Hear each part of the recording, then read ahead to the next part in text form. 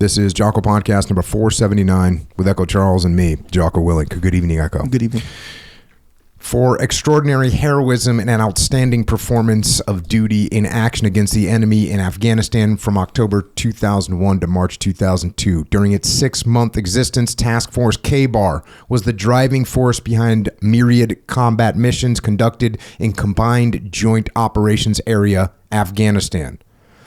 These precedent-setting and extremely high-risk missions included search and rescue, non-compliant boardings of high-interest vessels, special reconnaissance, sensitive site exploitation, direct action missions, apprehension of military and political detainees, destruction of multiple cave and tunnel complexes, identification and destruction of several known Al-Qaeda training camps, explosions of thousands of pounds of enemy ordnance, and successful coordination of unconventional warfare operations for Afghanistan. The sailors, soldiers, airmen, Marines, and coalition partners of Combined Joint Special Operations Task Force South, Task Force Kbar, set an unprecedented 100% mission success rate across a broad spectrum of special operations missions while operating under extremely difficult and constantly dangerous conditions. They established benchmark standards of professionalism, tenacity, courage, tactical brilliance, and professional excellence while demonstrating superb esprit de corps and maintaining the highest measure of combat readiness. By their outstanding courage, resourcefulness, and aggressive fighting spirit in combat against a well-equipped, well-trained, and treacherous terrorist enemy, the officers and enlisted personnel of Combined Joint Special Operations Task Force Kbar reflected great credit upon themselves and upheld the highest traditions of the United States Armed Forces. And that right there is an excerpt from the Presidential Unit Citation for Task Force Kbar, which represented some of the first troops on the ground in Afghanistan after the attacks of September 11th, 2001. And it was an impressive start to the war, but as we found out, only the beginning of the war. And some of the men that were there, especially some of those frontline troops, some of the more junior men, went on and continued to fight around the globe for the next 2 decades. And it's an honor to have one of those men here tonight, Scott Neal. Scott is a former Green Beret Special Forces soldier who fought both in Afghanistan and Iraq and other parts of the globe. And he's now president of one of the most successful veteran companies in America, Horse Soldier Bourbon. And it's an honor to have him with us here tonight to share some of his experiences and lessons learned along the way. Scott, thanks for joining us, man. Thank you very much. It's an honor and privilege, and I'm just looking at a Kbar right in front of me, giggling. Task Force Kbar, which was opposed to, what was the northern area? They were dagger and sword. So there were 3 kind of main thrust elements. So dagger obviously was the unconventional side. Sword was the special unit side. And Kbar was this idea of joint at the time. So multinational, multi-forces. We'll get into that. It's really interesting to think about, from my perspective, having spent 20 years in the military, having worked a lot with the big Navy, with the Marine Corps, with the Army, and knowing how challenging that can be. So for you guys to get thrown together like that, I bet that was good times. It was as ad hoc, but necessary at the time, right? Yeah. And it's kind of grown into what we take advantage of now, but I don't know if it's going to be enduring because big Army, big Navy likes to break things apart and make it what it used to be. Well, we'll get there eventually, and I don't know. I haven't figured out if you and I were ever in the same time, and perhaps there's a chance that we did missions together in Iraq, and I'm sure we'll figure that out if we did. But let's get a little background on you. What was growing up like? Rough and rowdy kid. I grew up in Central Florida. My family had been in Florida on cattle and citrus groves since the 1830s. I think my family history, we've got roles in the Seminole Indian Wars, the Confederate cavalry they were known for at the time. So it was just very rural and very poor, but very happy. So my grandfather, he was well known for long cattle drives, and he played the fiddle. So everybody from Nashville would come down, and he would make fiddles for them. And I grew up around the bluegrass, out on the range kind of thing. Your grandfather was alive while you were alive? Oh yeah. Oh, so you were watching him play the fiddle all the time. And I remember, a red barn with lots of cousins. Every Saturday, big potluck, things you admire as a kid. You don't realize that you don't have a lot because you had a lot with family. But I always loved cowboys and Indians and cops and robbers and army men and everything like that. So I kind of set my pace to what I always wanted to do, and that's just join the Army. And that was there any thing in school that led you in that direction? Did you play sports or anything like that? All of them mediocrely, right? So my brother was the champion, right? Always the all-star, always the team captain, everything. Was he older or younger? He was older, 6 years. Sure. I loved football. I broke my collarbone actually racing motocross, which kind of ended playing football. I wrestled. But I was at the weight class of, I think, 155 at the time, and every other kid was. So, I played in between. I was on the high school drag racing team because I love speed. Awesome.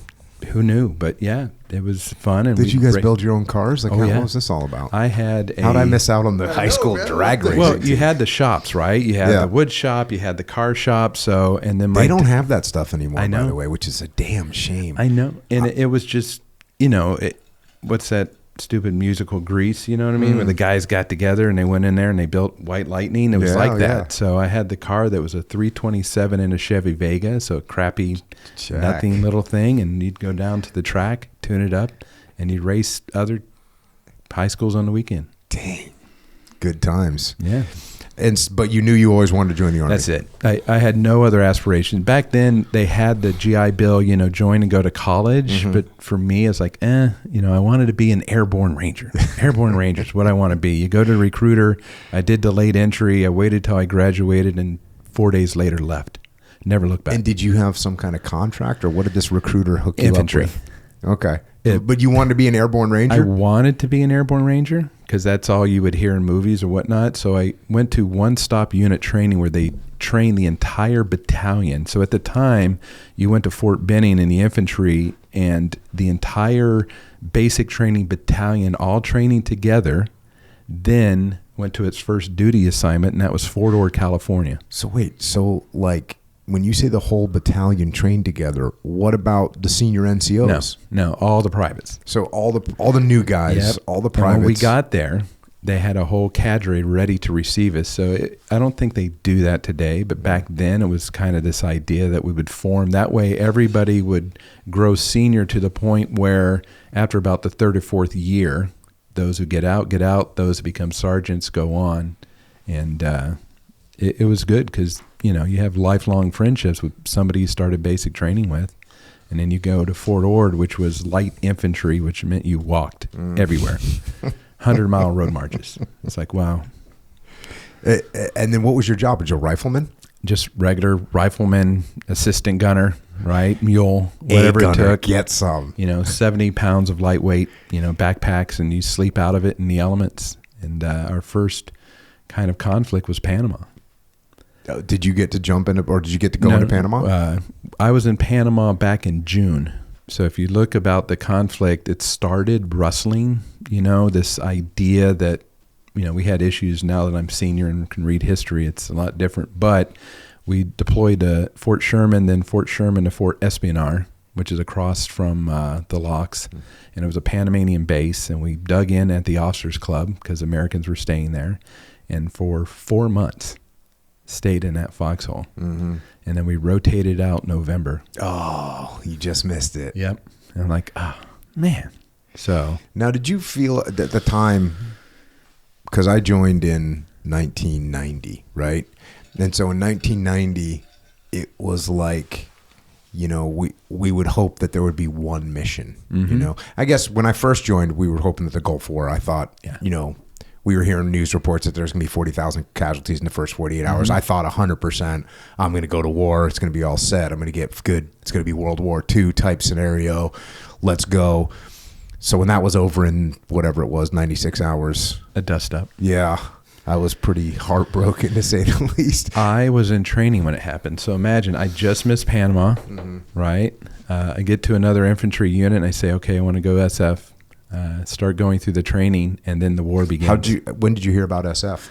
I heard about it because we're sitting in a foxhole, and 7th Special Forces Group was living at Espionage, and then you'd see these guys run by in shorts, UDTs at the time, with big mustaches, and you're like, Sergeant, they're not Panamanian. Who are they? Shh, don't look at them. Don't touch them. Don't say anything. And after 4 months of just watching these guys run by, I'm like, I want to be on that side. I don't want to sit here in a foxhole. And so the recruiter came around. You see this, video of you out of helicopters in the water, and, world peace, and, lightning fast, and all these things. The young man, I said, that's it. And you go through the first physical fitness test, you pass it, then you finally get orders to brag for selection. So at the time, there's no Google. There's no book on how to win, how to get through Special Forces. So what year is this? What year did you show up there? 91-ish to begin training. Yeah. And did you do anything to prepare for it? Somebody must have told you, like, hump a rock or something? Like that piece of paper in front of you is all you got was a printout at the time, right? It says here, we recommend that you, run a lot. We recommend that you walk a lot. And Special Forces selection, I learned then, and myself going through it and then post, is there's no encouragement. There's no nothing. It's all on you to get ready for it. It's all on you to present yourself as you're going through these tasks. So at the time, I couldn't call anybody. I didn't know anybody. They said, don't talk about it, that you're going. So I'm like, okay. I show up, and if the sergeant said start running, I started running like Forrest Gump. And at the end, he said stop running. I stopped running, right? Climb the obstacle course. Yes, Sergeant. And that was selection the whole way through. I don't know how much you want me to talk about it, but it starts off all individual, right? How you run now, 5 miles. You don't know what the time standard is. You just run it. You do a 12-mile road march. You do an obstacle course. You do a land nav. You do all these individual things, and you have no name. It's just a number. And you look on the board that morning, and they say show up at area X. You show up. They read you your task, and you execute. And they say, get back on the truck, and you go back to the barracks, take some intelligence tests, go to bed. You can quit at any time. And as you're going through that, are people dropping out? So you must have people quitting, and then people not making the standard, whatever the standard is that's unknown? Yeah. So you get up in the morning, you find, whatever board your number's on, it's always a different group. You go to that task. When you come back, things are gone and people are gone. So you don't know at the time who quit or who got hurt, because sometimes some things people will twist their leg or maybe fall off an obstacle course. So you don't know, you don't hear the hubbub because you're in your small task at the time. And then in the morning, because most people self-reflect and they'll sneak out on fire guard or something like that and leave, and they're just gone. Yeah. And now we started with about 360. We ended with about 56, and out of the 56, 42 were selected. And that final selection that they're making, what are they basing that on? Like, you got a kid that showed up, how long is it, 3 weeks? Yeah. So you get a kid that shows up 3 weeks, completes all the tasks, and gets done, and you go, yeah, no. So there's, once again, I've learned this afterwards. Bob, who you want to have on here as well, he ran selection as well, right? And so one is physical. Obviously, it's can you pass? That's it. Not can you be faster passer. Do you pass the minimum standard? Okay. And nobody tells you what it is. You just have to pass it. So next is, can you work as a team?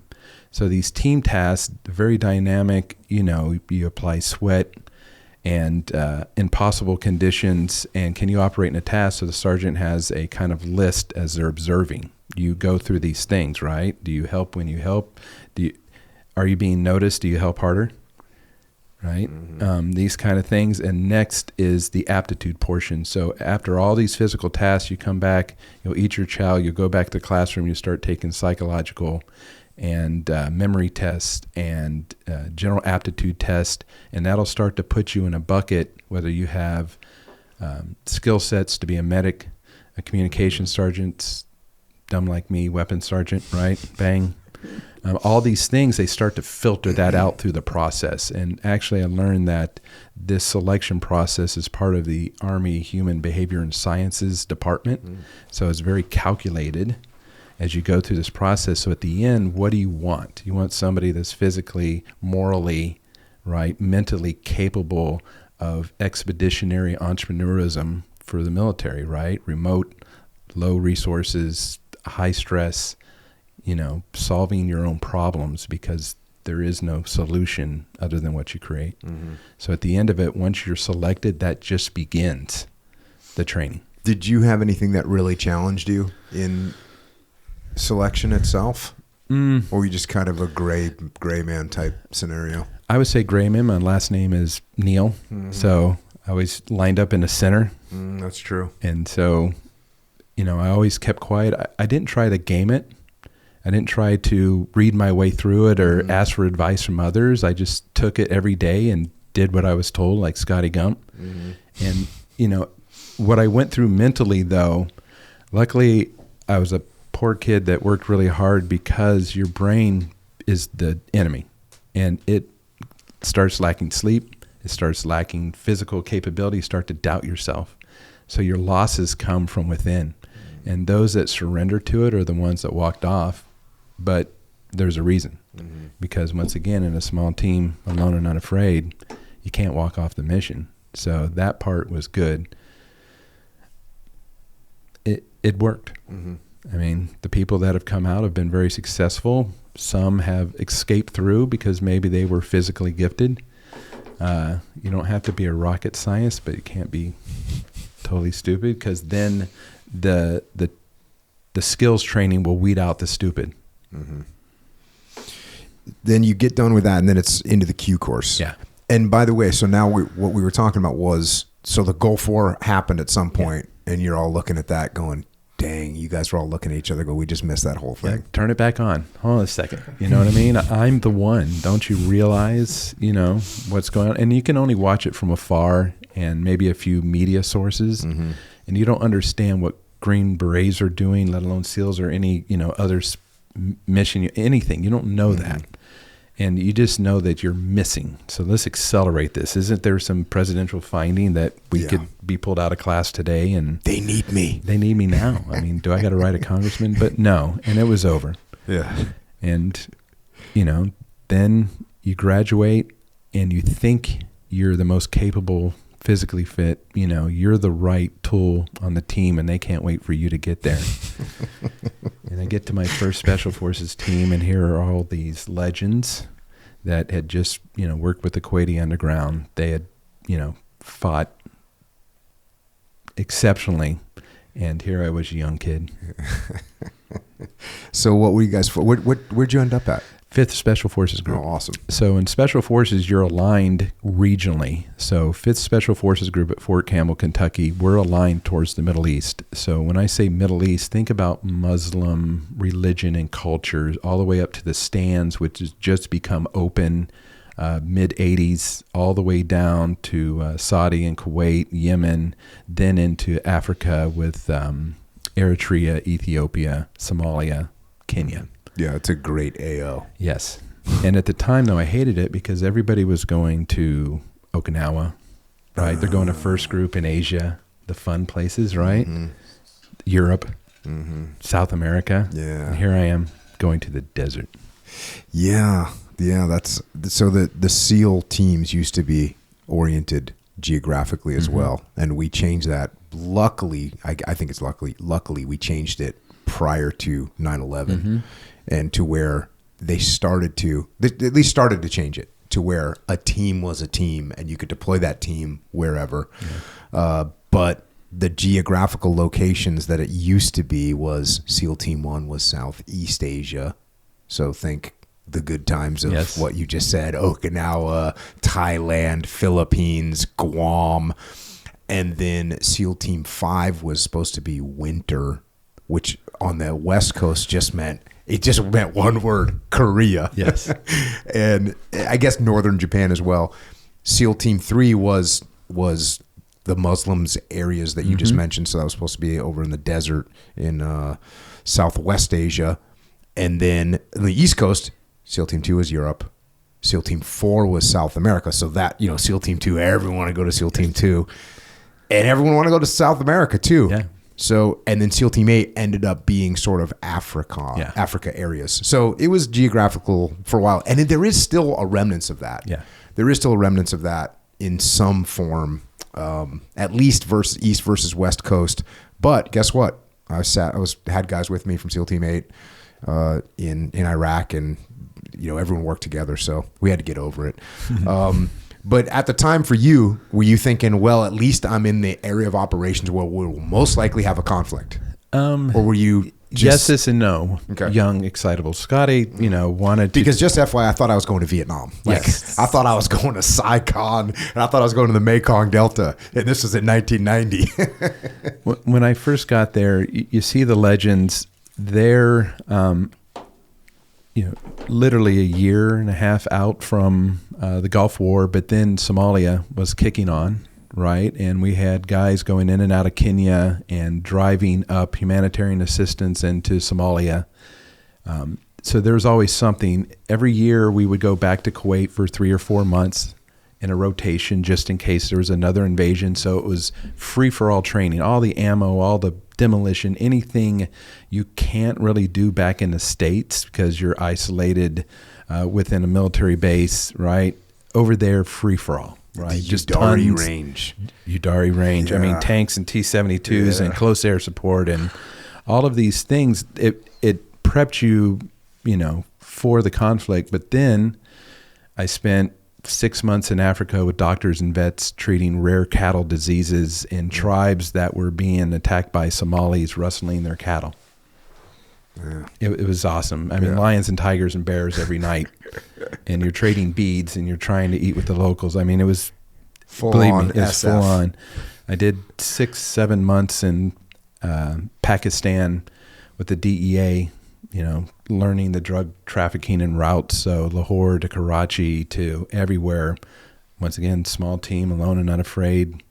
Those were the perfect, pre-war missions that I don't think even anybody realizes the value of being in those environments and the networks you create and the interagency came from before 9/11 and how we had to rely on them post.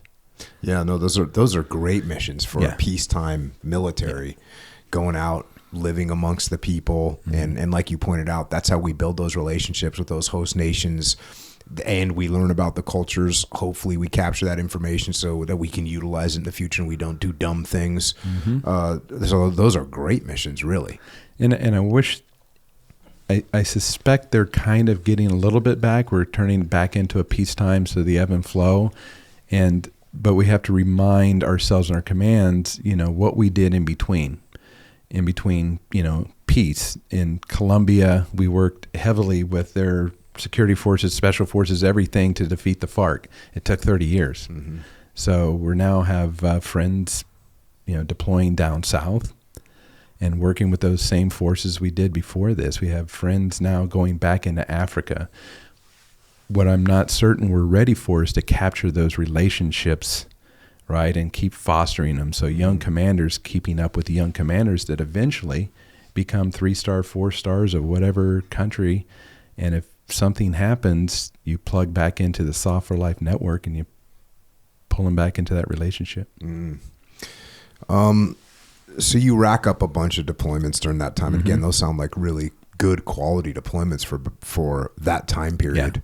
I in that time period for me, I did one deployment that was what we called a spec ops deployment. We deployed to Guam and then did exercise out of Guam.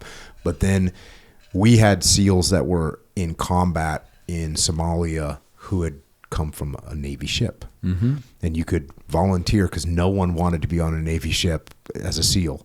And so it was very easy to get that spot if you wanted it. So I looked at it and said, oh, those are the guys who are going to combat. Then me and some of my buddies were like, let's get going that kind of platoon. So I did 2 of those platoons and spent a bunch of time driving around in circles off the coast of Somalia, driving around in circles in the Persian Gulf on both those. And then eventually I did a aircraft carrier deployment as well when I was out on the East Coast. And then finally, when I was kind of wrapping up my enlisted time, I was working in the training as a training cadre at SEAL Team 1. And that's kind of was where I spent the 90s. And did you ended up as a drill sergeant, didn't you, at some point? That had to be interesting. Awesome. It's not. So, SF, just probably like the SEALs, mid-career at schoolhouse time. So typically most go back to Fort Bragg, or they go, wherever some of these schoolhouses are. And every year, Special Forces was required to give 4 Green Berets to drill sergeant. And so I got notified about 4 months previously, and I was trying out for another element, and I'm like, I don't need to go to that. I'm going to go to this. And literally the week of, the head of the post school said, hey, you know that your drill sergeant school is coming up in a week. I'm like, what are you talking about? I have no idea. I thought we got rid of this. He goes, no. Well, let me call this other sergeant major. Oh, you're good. Don't worry about it. Comes Friday. Hey, you need to pick up your packet to go to drill sergeant school. I'm like, hey, this thing's solved. I don't know who you're talking to. You need to talk to this guy.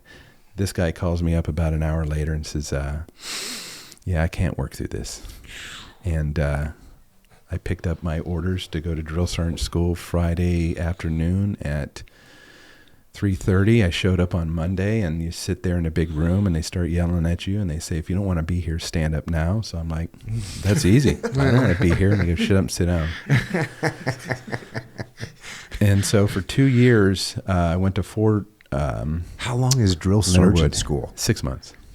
Maybe it's shorter. I can't remember. I blocked it in my special place, right? It's just repetitive. This is how you march, private, stand up, march. It's just barking, this repetitiveness. And so I went to Fort Leonard Wood, which is home with the artillery. So I'm like, I didn't get infantry, crap. I went to Fort Sill, Oklahoma, and then it was the brand new gender integrated basic training, the Summer of Love. What? So this is like 1999 or something like that? Yeah, 99 and 2000. So this was you were there for the first integrated men and women together in an open bay barracks type scenario? No, you had men on one side of the open bay, and then you had a door, you had women on the other side. But I call it the Summer of Love because you're intercepting love letters. I mean, they're just out of high school, it's right? Insanity. And these are the band members, the cooks, all of the other soft side of everything.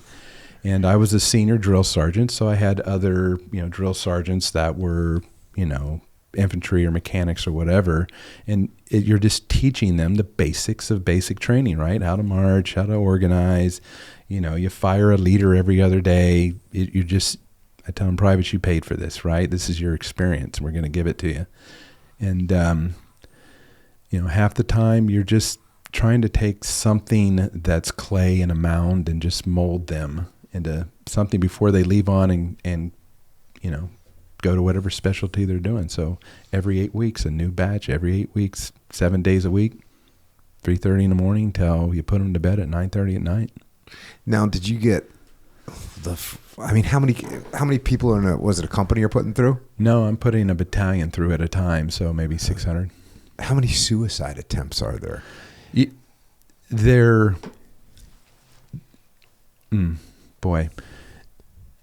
None successful, right? Because you have constant touch and watch. Usually it's an AIT where they have time to slow down and think. They got a lousy weekend. Their first girlfriend's left them. You know what I mean? They're in such a managed culture of go, go, go. There's all the doubt and all these other things that you just force it out of them, right? There's no breath. The reason I asked that is because there's lots of AWOLs. Okay. I remember kids like in my boot camp, there was like a couple suicide attempts, which is weird, You're kind of like, whoa, like this kid's 4 bunks over from me and he just tried to kill himself with a safety razor or whatever. And it seemed like if you had 600 people going through at a time, you would see a lot of that stuff. Yeah, it was mostly towards the end when you finally, you have no time off the first 4 weeks and then maybe 4 hours to go to church on Sunday. You let off the pressure, and then by close to the end, you might have a full day to go to the store, right? You got a couple bucks. And then literally the last week is when you see people, they see the train tracks, as I call them, right? There was no phone. Remember, it was all payphones at the time. They'd all stand in line, a drill sergeant there, and that's mommy and daughter and family, and that was it. It was all scripted. Today, I can't speak for it, but I can only understand. You have kids, unfortunately, that maybe didn't disclose they were on medication or something. So by the time the 3rd, 4th, 5th week comes about, and they don't know how to handle themselves anymore. They were a little chemically, blocked, and they don't know the structure of life. They don't know how to take an ass chewing. They don't know the difficulties of these things, and that adds up. Did you get any major insights into human nature when you were doing this? Or is it just, did it become so repetitive? It becomes repetitive because, once again, control. You have a very scripted format, right? So Big Army doesn't let you deviate. This isn't make it up as you go. So every day as a drill sergeant, you have to emotionally break them, right? Take them individually down, make them hate you collectively. Right. So is that what they teach you? Did they teach you you want to make them? I know it. You know what I mean? Yeah, because if I get them to focus on me, they want to outperform me. They want to be up earlier before I get there. You know what I mean? They start plotting and scheming. They know my personality. Then I got a unit. Then I remove myself and I give that unit or that cohort to the military that then shapes them for the new foundation. Check. And you did that for 2 years? 2 years. Is that... And then you go back to 5th group? It's the summer of 2001. Oh, okay. And, so now I'm communicating. I was only on one team since 91, 92 until I left in 99. So do I go back to the same team? But they had started a new unit up in 5th group that was more of a direct action kind of, they called it the Commanders in Extremis Force. So each group has this regionally oriented kind of SRDA team that's already in the area in case things happen. You could respond to your capability, or you can prep for somebody else. And I'm like, oh, I'll do that. Sounds good. Blow stuff up, shoot things, punch people in the face. That's America. I'm angry. 2 years of being a drill sergeant, I wasn't happy.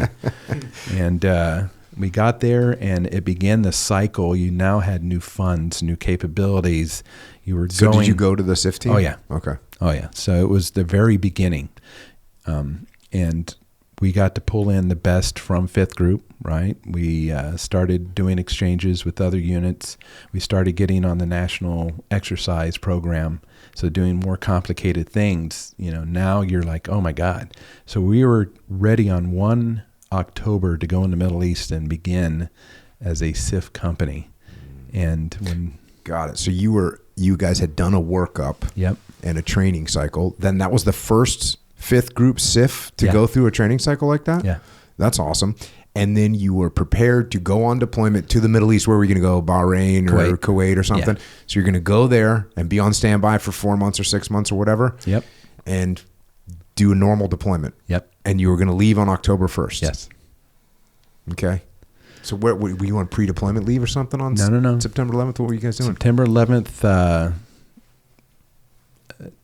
595, which is now kind of our sister team, and they had just got back from Uzbekistan. They were training the Spetsnaz in, as you know, the Soviet Union fell apart. They had a lot of nukes and other capabilities. They had Al-Qaeda and other elements trying to enter and, sneak through. And also you had the kind of drug markets that were getting into Europe and Russia. So they were training their forces and capability, a typical security force assistance training.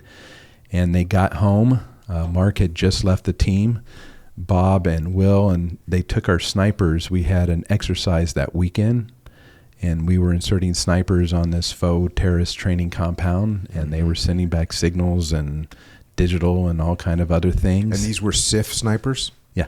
Okay. And when the morning of 9/11, we're in probably the second day of our exercise, and I remember the intel sergeant walking in, and on the whiteboard he said the World Trade Center's been hit. And we thought it was just part of the exercise. Part of the scenario. An escalation, right? The curveball. And an hour later he came in and the second one's been hit, so we started sending out RFIs, requests for information. What does that mean? Exercise. What's the complication? So it wasn't until 4 hours later then Mulholland came in and said, stop, this is for real. And if you did see the movie, it was the Chow Hall. Everybody went to the Chow Hall and saw CNN and were like, holy crap. Because you guys were in isolation. Yeah. Oh, that's right. I remember they'd put us in Echo Charles back in the day. For an exercise, part of the exercise would be to get put into quote unquote isolation, and in an ISOFAC, an isolation facility.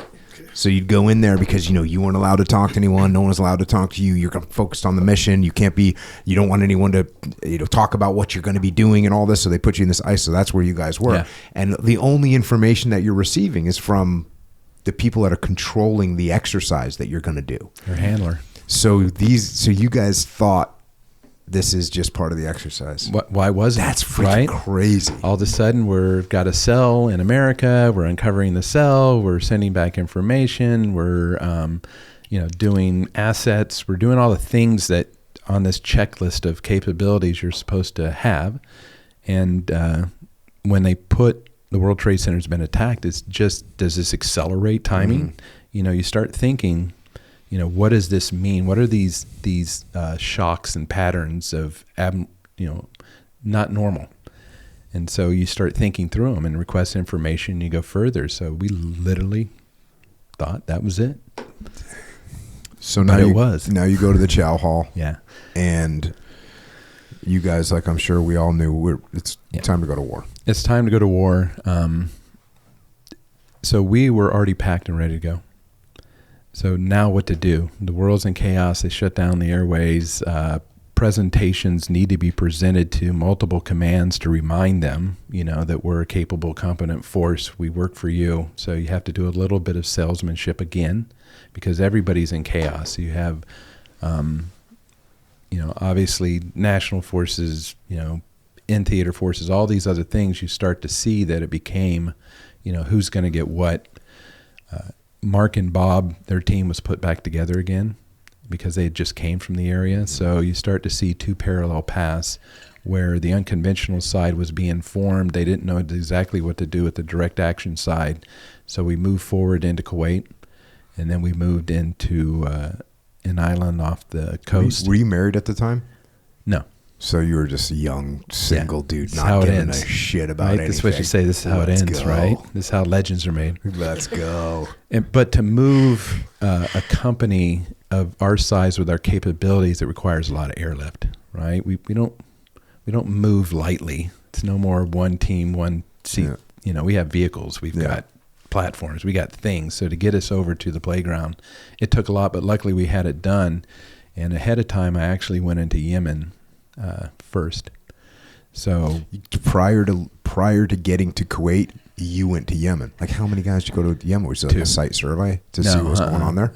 At the time, everybody wanted to help America, and everybody realized they had an Al-Qaeda problem. So if everybody came on the network, they would get funding and fighters, and they would, it was the time. Mm-hmm. And so Yemen had reached out. They had their own cells and problems, and they sent a small team to work with our counterparts to see what we could do to provide, aid and capabilities, not only on the close family protection side. They're always worried about themselves, these leaders. And then what kind of force, what could they get, what kit, what lethal aid packages, whatnot. So we went in there, evaluated them, went all over Yemen. So this is you and one other guy? Yeah. Who's like, is it your team sergeant? What's your role in this? What's your position? Are you still a weapons sergeant? No, I'm what they call a cell leader. So now we're organizing troops. So 3 teams, 12 for sniper, 24 assaulters, a headquarters element. Mm-hmm. So I'm a cell leader with about 6-7 guys. But this was such a piece together opportunity. They just needed a couple guys just to go evaluate. So how'd you get to Yemen? Was it civilian aircraft? Flew in. You have your link-ups meet you at one side of the airport, and you get the shakedown. Mm-hmm. You say nothing. You do nothing. The embassy, comes by and picks you up, and then you're gone. How much time do you spend in Yemen? Probably Week and a half, 2 weeks. And it's still it's hard to look at things in a pre 9/11 mentality, because in post 9/11 and as we began to actually fight, like we all got so much experience that to think about what it was like going into Yemen. The beginning of the beginning. Yeah. Right? So, I mean, here I am going into gun souks, looking at, can you buy off the black market or market and equip people? What resource are available? You're looking at the time they were called the Rangers, or we called them the Rangers. You'd see them do a couple of things. You'd watch them go on a mission. It's just, that's the old OSS, Lawrence of Arabia, right? They don't know what is needed or what's going on or whatever. Big people are thinking about big things. We need you to go just evaluate and assess, build some packages, work with the elements in the embassy, and hold fast. Yeah. How long did you spend there? Week and a half. And then you go to Kuwait. Well, we go back to Kuwait, then we go further into the Gulf, and that's when the war had begun. So in the beginning of the war, it was really an air campaign, and they tried to bomb anything that they thought was relevant. But once again, big Air Force and big targeting planners are looking for bridges and tank depots and things of conventional forces. After about 2 days of that, they don't know what to do now. And so, as we start hearing the chatter come in, the unconventional side, it was proposed that, hey, we used to work with the Mujahideen. Let's find some resistance fighters. A couple had reached out because they had saw some congressional delegations and other people when they traveled abroad. So they started using literally an old business card and called an individual called a buddy in the Pentagon called him back the next day. He called him back and said, I'll take fighters. And that's how the unconventional side started. And then what were you hearing you were going to do? Like, how did the planning and preparation for you going into Afghanistan, how long did that take and what did it look like? It started in, so October 19th, the first two SF teams went in. Then you had a national force, which is now disclosed, went in to Omar's compound. You had the Rangers that jumped into south of Kandahar. So you start thinking strategically, how are we going to move forward and position forces, because things were landlocked. They didn't really have a relationship in Pakistan to maneuver. Uzbekistan was still on the edges, right? Still remnants and influence of Soviet. So they realized they needed some, on the edges airfield capability. So that's what you saw go for. So initially the two teams, one was maneuvering towards Kandahar, the other Mazar Sharif in the north to capture that airfield, which was a heavy lift capable airfield. And then we started planning for central Afghanistan, airfield seizure, hold, resist, phase out. It was kind of, in a way, like you guys were going to be utilized for what you had trained to do. Yeah. Which is kind of nice. Yeah. So what started happening, we started seeing through messaging and human intelligence that all of these unconventional battles, you now have chaos within the Taliban and their Al-Qaeda brothers. They're over-communicating. So now you have capabilities that would hear this chatter and they would start meeting up behind the scenes, trying to figure out how to contain, resist. They didn't know what's going on. So now you start to figure out that they're meeting in certain areas. So that becomes the picture perfect. We need more surgical and a capability that can strike precision behind the lines versus unconventional Mad Max front of the lines things. And that's what got us into the game. Yeah, because that's really, just so everyone understands, so that's like absolutely the capability that your unit was. 100%. Direct action. Oh, we're going to know the locations of bad guys through various intelligence sources, and when we know where they are, we need to go send people to go get them. We followed the script, and the script, usually you'll try to put eyes on, whether it's electronic or human eyes. You get pattern of life, you communicate, you determine whether that is false, right, by pattern of activity. It could just been a rival saying, I don't like this person, or none of the indicators at the time would warrant a package or somebody coming in. Then there's a trigger event. You go, you hit all around it, because you can't. At the time, we weren't very good at saying that's the compound, because there's 40 compounds. So you have to isolate all of it, and then smart men make smart decisions. I could run into an objective and know this isn't it, or you could run in and it's the hornet's nest. And so you use all your dark arts to speed, violence of action. I forgot to ask you this. Did you have a language? I did. I had, because back in the day, I don't know, does SF still go to language? Is that still part of the pipeline? I had Persian Farsi, which is Iranian. Okay.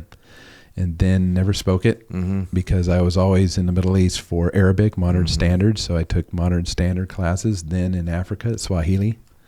So if you learn 20, 30 words, how to count to 10, do you speak English? Does your friend speak English? Can you call somebody who speaks English? You can get around. And you always will find that English is the business language. There's always somebody. So you just learn to be conversationally and pleasant and whatnot. You're never really technical. Dude, they threw a language program into the pipeline for SEALs for a little while. It just was such a hands failure. up. You know what I mean? Yeah. Stop. It's just like we were so bad. Yeah. I think it's part of, the culture of Green Berets when that's what you guys do. It's like we go and work with the indigenous forces, but it's a level of pride that you can speak a language and speak it well and all that. SEALs are just like, yo, well, I don't want to learn how to talk like them. Just distracting me from my other tests. I was like that too, but there's a difference between speaking a language and growing up in the culture and understanding the nuances of 3 Cups of Tea, the book about sit down, get to know each other, talk about your family, where's the weather, you beat around the bush. And it was the same way when you work with indigenous forces. I mean, they're humans, they're guerrillas, they're part-time-ish, they're a little slow on wanting to go charge down the hill and take a battle, and you have to, it's like talking to your cousins. It's like starting a cousin army, right? So as you guys are recognizing that, okay, they've got targets, we're going to go. I mean, how freaking pumped are you guys at this point? Now, our first mission was like everything you train to be, right? You get on the helicopter, you get off the helicopter, you run to the objective, you explosively breach outer perimeter, inner perimeter, you start encountering people, you move through the objective, you start doing SSE. It could have been training, exercise, or how we operated. Now with two-way gunfire. So this is, so you get to Afghanistan, and how do you guys get there? Like C-17s? I took from the location. Kandahar was starting to fall. They just taken over the airfield. They wanted a precision team because displacement of leadership, and they wanted to find them, right? So we loaded up that day. I remember they called in a 130 that was doing a milk run, diverted him from going to Qatar. He landed. He had 2 nurses in the back. We backed in our trucks, our gun trucks, loaded for bear, and we said, here's the destination. And the nurses are like, what are we supposed to do? I'm saying, well, you could stay or you can get off. But we commandeered a 130, and that was it. Yeah, so you had to just be so freaking fired up. It was. So like same thing, you land, it's still rolling, the tailgate's down, you roll the trucks off, and you go for it. Then you get there, and did you already have your first target package? You knew what you were going to hit. So you get on the ground, you have a little bit of time to establish. Yeah, Kandahar but you airfield. were traveling light, so you didn't have anything. You were just a mobile assault force. Yeah. So which is kind of awesome. Well, I mean, how many computers did you have with you? Enough at the time. You had those little Panasonic tough books. Yeah. That was it. So that's enough to write us something up and put it in to digitize it and send it off. Nowadays, Echo Charles, that damn assault force is showing up with 500 people with PowerPoints, printers, the whole 9 yards, lamination machines. You're in a different world when you see the printers come out. You're like, there it is. Things change. But it was on the fly. You start doing what you do. You build terrain models out of cardboard boxes for ammunition and styrofoam, and you kick open a crate And I could show you photos of just areas of where they start hearing chatter. So as they develop it more, you start planning, who goes left, who goes right, start coordinating your aviation assets. And then one night you put in the SOs and you see what they see. And you show up there and you are part of this Task Force Kbar. And Task Force Kbar was actually being run by a SEAL, a captain. I think he was a captain at the time, Captain Harward. Yep. And interestingly, the whole thing was also being run by a SEAL, by a guy named Bert Calland, who was an admiral at the time. Yep. And it's interesting because Calland was my second CO at SEAL Team 1, and Harward was one of my commodores along the way. So here it was. What are the chances that both those guys are in the senior positions for the kickoff of this war? That's because there's not a lot of SEAls compared to SF for sure. I think it was a sign of the times that came about from the relationships in Somalia. So if you look at, Black Hawk Down, for example, but then how many SEALs that eventually went on to leadership with Olson, right? The dynamics of this joint operation changed it. And culturally, you could say one thing. Operational, how do you report up? How do you get approval? You're always trying to win the yes. So all you want to do is present factual, demonstrate that you're capable and competent, and earn trust within the leadership that they give you the go, right? And I think that became the first thing. We had our very first mission. We were starting to get in other elements. They didn't know what to do with the Dutch, the Germans, the New Zealanders, the Australians that were coming in, right? So all of a sudden you'd put together a mission. They're like, no, not your, let's do the New Zealanders today. And it's like, okay, let's plan. Obviously they got lots of mountains and they know about hide sites, and okay. So we started doing what I call old-fashioned Green Beret confidence targets around the area of Kandahar. Don't know exactly this thing. We've got some intel. Let's put some eyes on. Let's do pattern life. So you're practicing, rehearsing like a kindergarten band, right, to make sweet music. And then people are getting more trusting of each other. And then finally, I think the first couple. So that's what you guys were doing. You guys were going out and doing little recce's. Yeah. Now, were these rural recce's or urban recce's? Rural. So you're going up in a mountain somewhere. In the mountains or outside the edges of Kandahar. Once again, the militias had already taken over inside of Kandahar, and there's a whole nother story of the hospital where some Al Qaeda were holed up. So there's pockets, and you don't know where people have fled. So now there's total unorganized chaos on leadership, and where are they reconsolidating is what you want to find. So you don't want to find masses of 200-300. They didn't exist anymore. They were 4 commanders, 3 people seeing each other, couriers, dispatching information, trying to find out,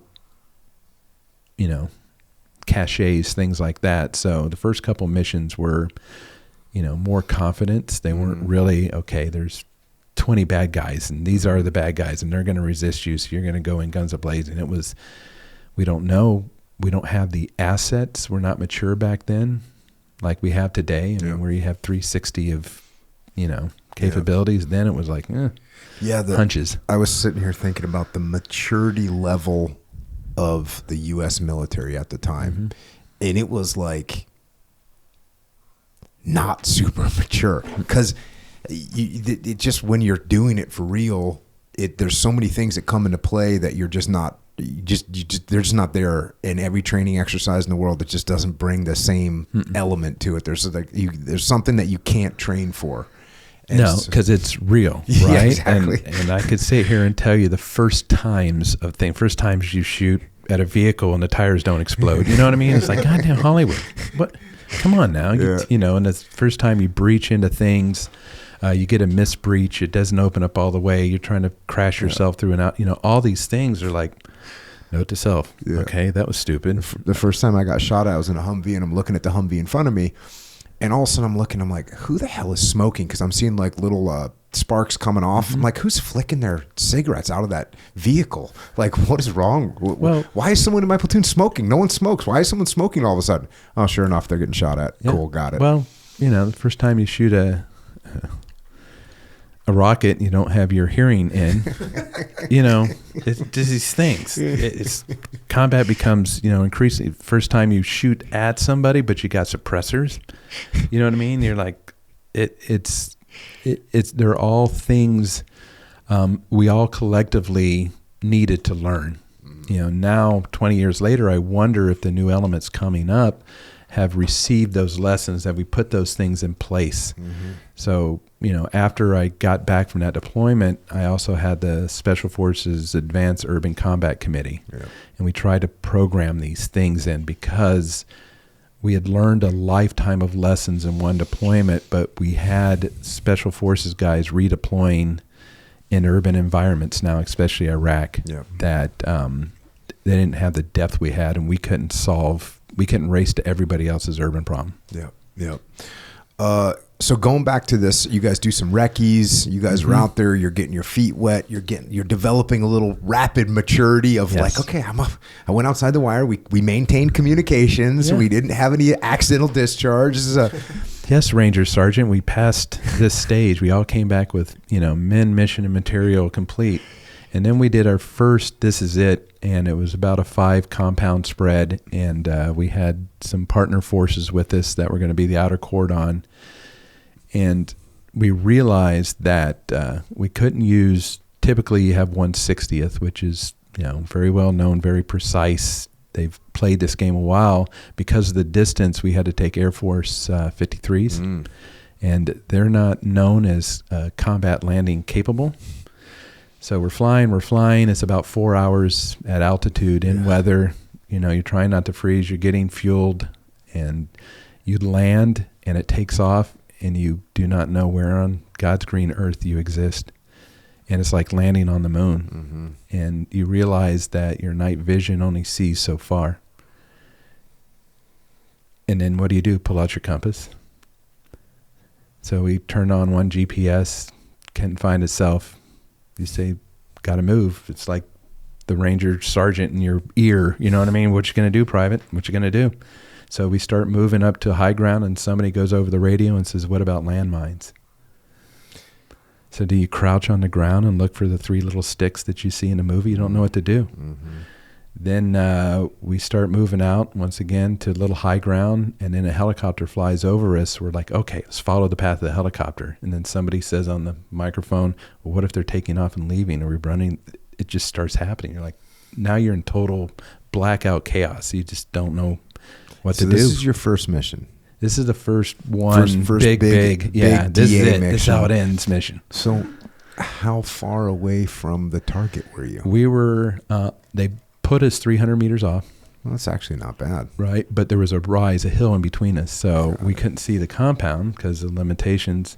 And as soon as we got to the top, you could look down. And by the way, Echo Charles, I'm saying 300 meters isn't that bad because I've gotten out of helicopters and been like, oh, damn it, it's 2 clicks away with a ridgeline. And they landed, when you're in a helicopter, by the way, like 1,000 yards is like 1,000 meters is 20 seconds. It's like, oh, you want to land? Oh yeah, we're in the spot. Yeah, we there. Yeah, we're there. Okay, boom, they set you down. You just traveled 2 kilometers, which is going to take you 6 hours or 4 hours to cover on the ground, which you could have covered in 30 seconds out of a helicopter.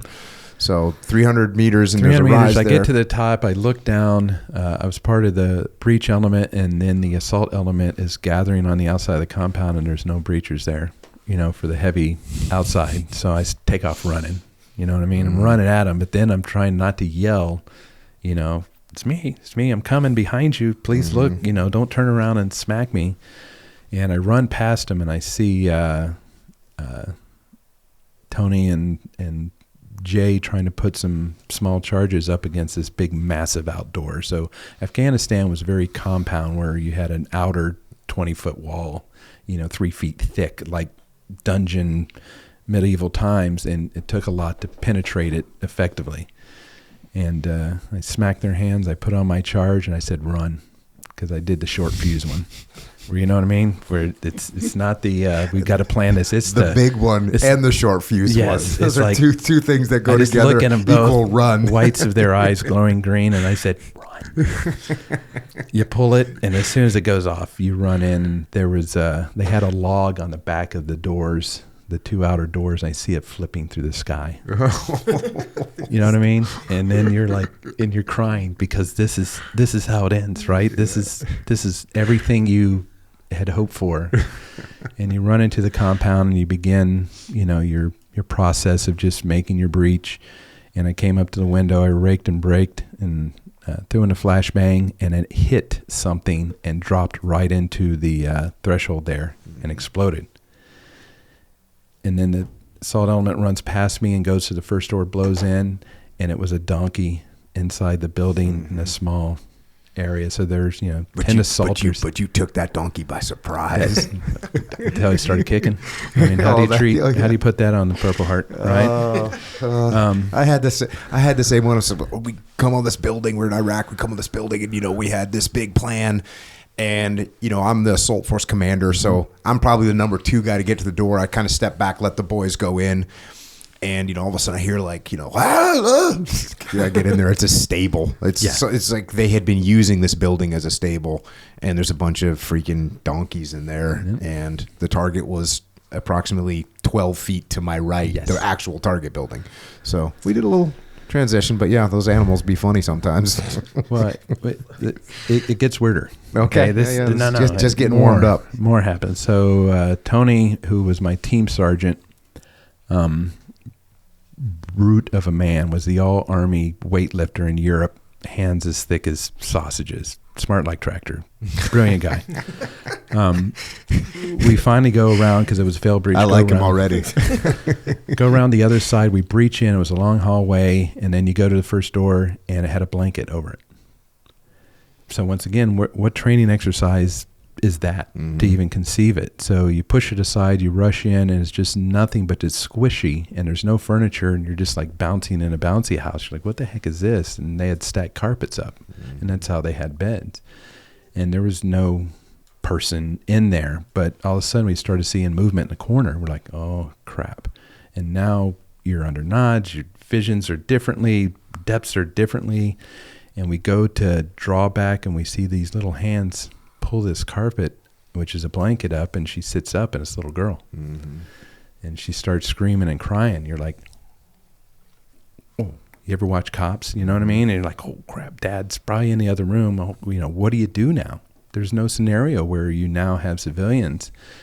And Tony starts moving into another corner, and they had something stacked, and he thinks it's the body, so he starts kicking and beating up grain sacks. Mm-hmm. But then you go and you say, do you leave the person there, or do you keep going through? And so when we get out to the middle, other assaulters have come in, but then the building's has a fire going on. What are you going to do? Right? So I ended up with this little girl on my hip outside, directing the cell during combat. They're finishing off in the corner. Now you're an SSE, part of the building's on fire. All of a sudden you recall that there's a bank of computers and Thoria's cell phones. Now let's get back in the burning building. This is why we're here. And let's start picking our way through that, right? Then you start your collection points, and you find Mama had abandoned everything, so you bring the kid over to Mama, and it's all these things become the truth that we experienced from then on. Mm-hmm. And from before that, it was always let's train as you fight. No, that's not how you're going to fight. And so we had to adapt very quickly. Yes, some of those things, eventually, because I ended up running the training out here for the West Coast SEALs, and we had civilian actors we'd hire. We had women, Arabic-speaking women, middle-aged women that would, be yelling and screaming. Mm-hmm. Then we got to a point where we would just want to do things that the guys would not expect. I remember, so I'd tell my cadre, like, hey, let's give them something to think about. I remember I'm standing outside in a hallway, and I see where there's a target out in the desert, and I see like the assault train get to a room, and they like open the door, and like there's a couple stutter steps, which you don't see a lot of stutter steps. At this point in training, you don't see a lot of. I see a couple stutter steps. I'm like, and then like hey, and it, not a get down, not. I'm like, what did my guys put in there? So I walk up, and my guys had 2 guys in there dressed up like clowns, and they were having a pie eating contest. So that's what these guys walked in on. And the thing is, as funny as that story is and as stupid as it is, just like you just said, what do you do? Yeah. Is if someone's sitting there with a clown outfit on and they have a pie in their hand, what do you do with that person? How do you handle that? And the fact of the matter is, there's going to be things in combat that might as well be a clown, two clowns sitting eating a... Because it shocks your brain the same way. It shocks your brain. You couldn't have conceived of this idea, and you're going to have to do something about it. And like I said, we're talking about the maturity of us as war fighters.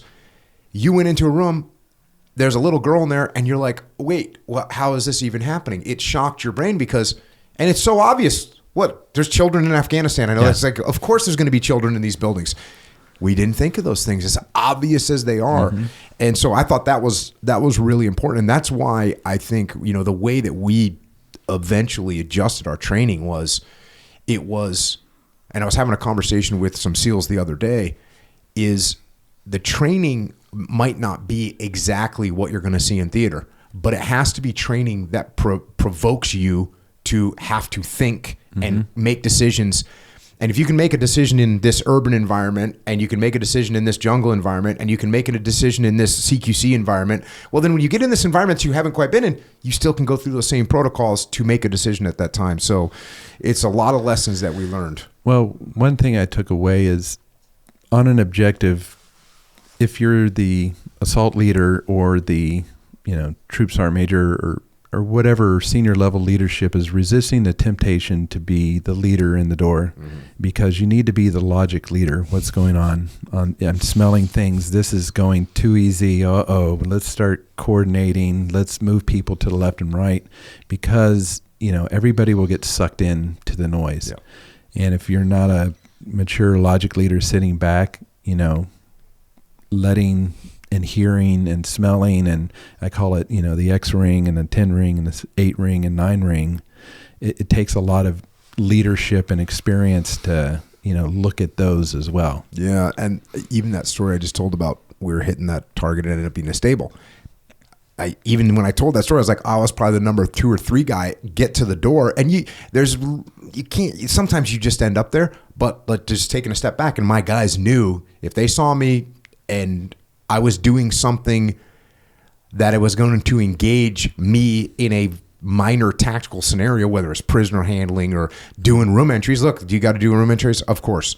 But we're approaching the target. It's really easy for me to take a step back. Guys fill in that spot. And that way, I'm not the number 1, 2, 3, 4, 5 guy. Yeah. And now, by the time, they're shooting inside, or there's not shooting inside, or there's donkeys. And I can say, okay, if there's donkeys in this building, it's probably not the building we're supposed to be hitting. And there's a building right next to us that looks almost the same. Let's hit that one. And I can make that call. Whereas if I'm in there in a donkey fight, I'm not making any decisions. I'm not thinking. So those are important things to learn about. So that's the first big mission. How did it conclude? Did you guys roll up a bunch of computers and Thuraya phones? A bunch of things, and it turned into a Special Forces selection event, because one of the events you have to carry these crates, right, full of ammo and stuff, and your hands are bleeding, and so now you're post mission, you're consolidating. You only have 1 hour to be there, right, because of the distance and everything. And if you didn't make the helicopter in 1 hour, it's 24 hours later reset.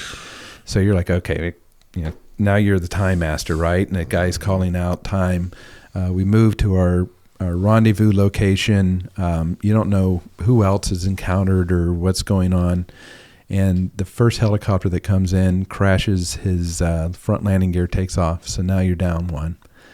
Okay, let's cycle in the second one. Who's the priority? Let's put, some people on here and some objects. It comes. The third helicopter quit in the air, refused to land. So now you're down to 3 helicopters. So all these scenarios were true.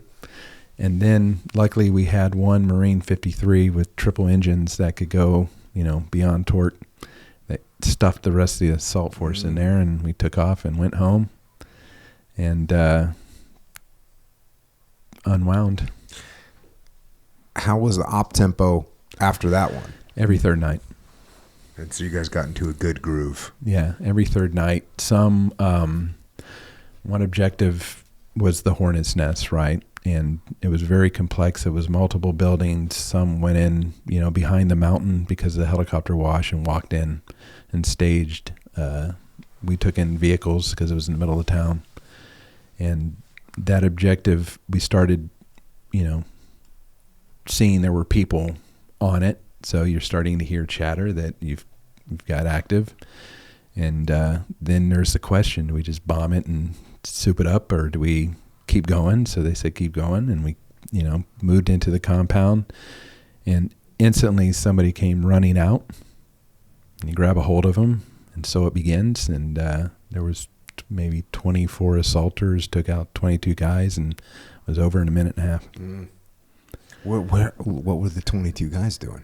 It was it was a schoolhouse, and they had thought that we wouldn't take it down. So people had learned things we would or wouldn't do, based on how we articulate ourselves at times.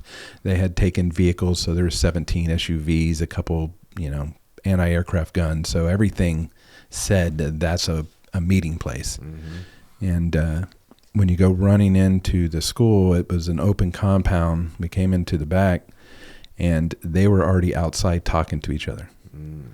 And so it was on. So you caught them off guard? Yeah. Instantly it was on. And so I went down, got pinned down, with some guys that were firing outside the windows because it's a compound. And Tony and another guy went in the very first room, and the number 2 guy, as he's going to go in, somebody came out the next room beside him, so he got caught right then and there. So Tony ended up in the first room by himself, and that's where he did hand-to-hand, 4 guys, killed them all. Basically broke his collarbone, So now the firefight's on. There's probably about 7 rooms altogether. When he did hand-to-hand, what was his weapons? So if you run into a room and somebody's beside you and you're coming this way, they just grab on your gun. They got hold of his gun, huh? So he shot one because with the a number pistol. 2 man didn't come in because the number 2 man was previously occupied. The next guy came out of the next room. I mean, it was just absolute. So he ended up with a 1-man room entry, and somebody literally grabbed his barrel, which we do that shit to people all the time in training. Like, you grab their barrel. So now you're under knots, right? You're alone. Firefights are happening, simultaneously, multiple, everything right then and there. And so I go into the next room, and I remember I didn't have time to put a charge on, so I kicked. It kind of came open. I threw a flashbang, but as flashbang's out of my hand, I look down, I see a guy laying on the ground with his gun up at me.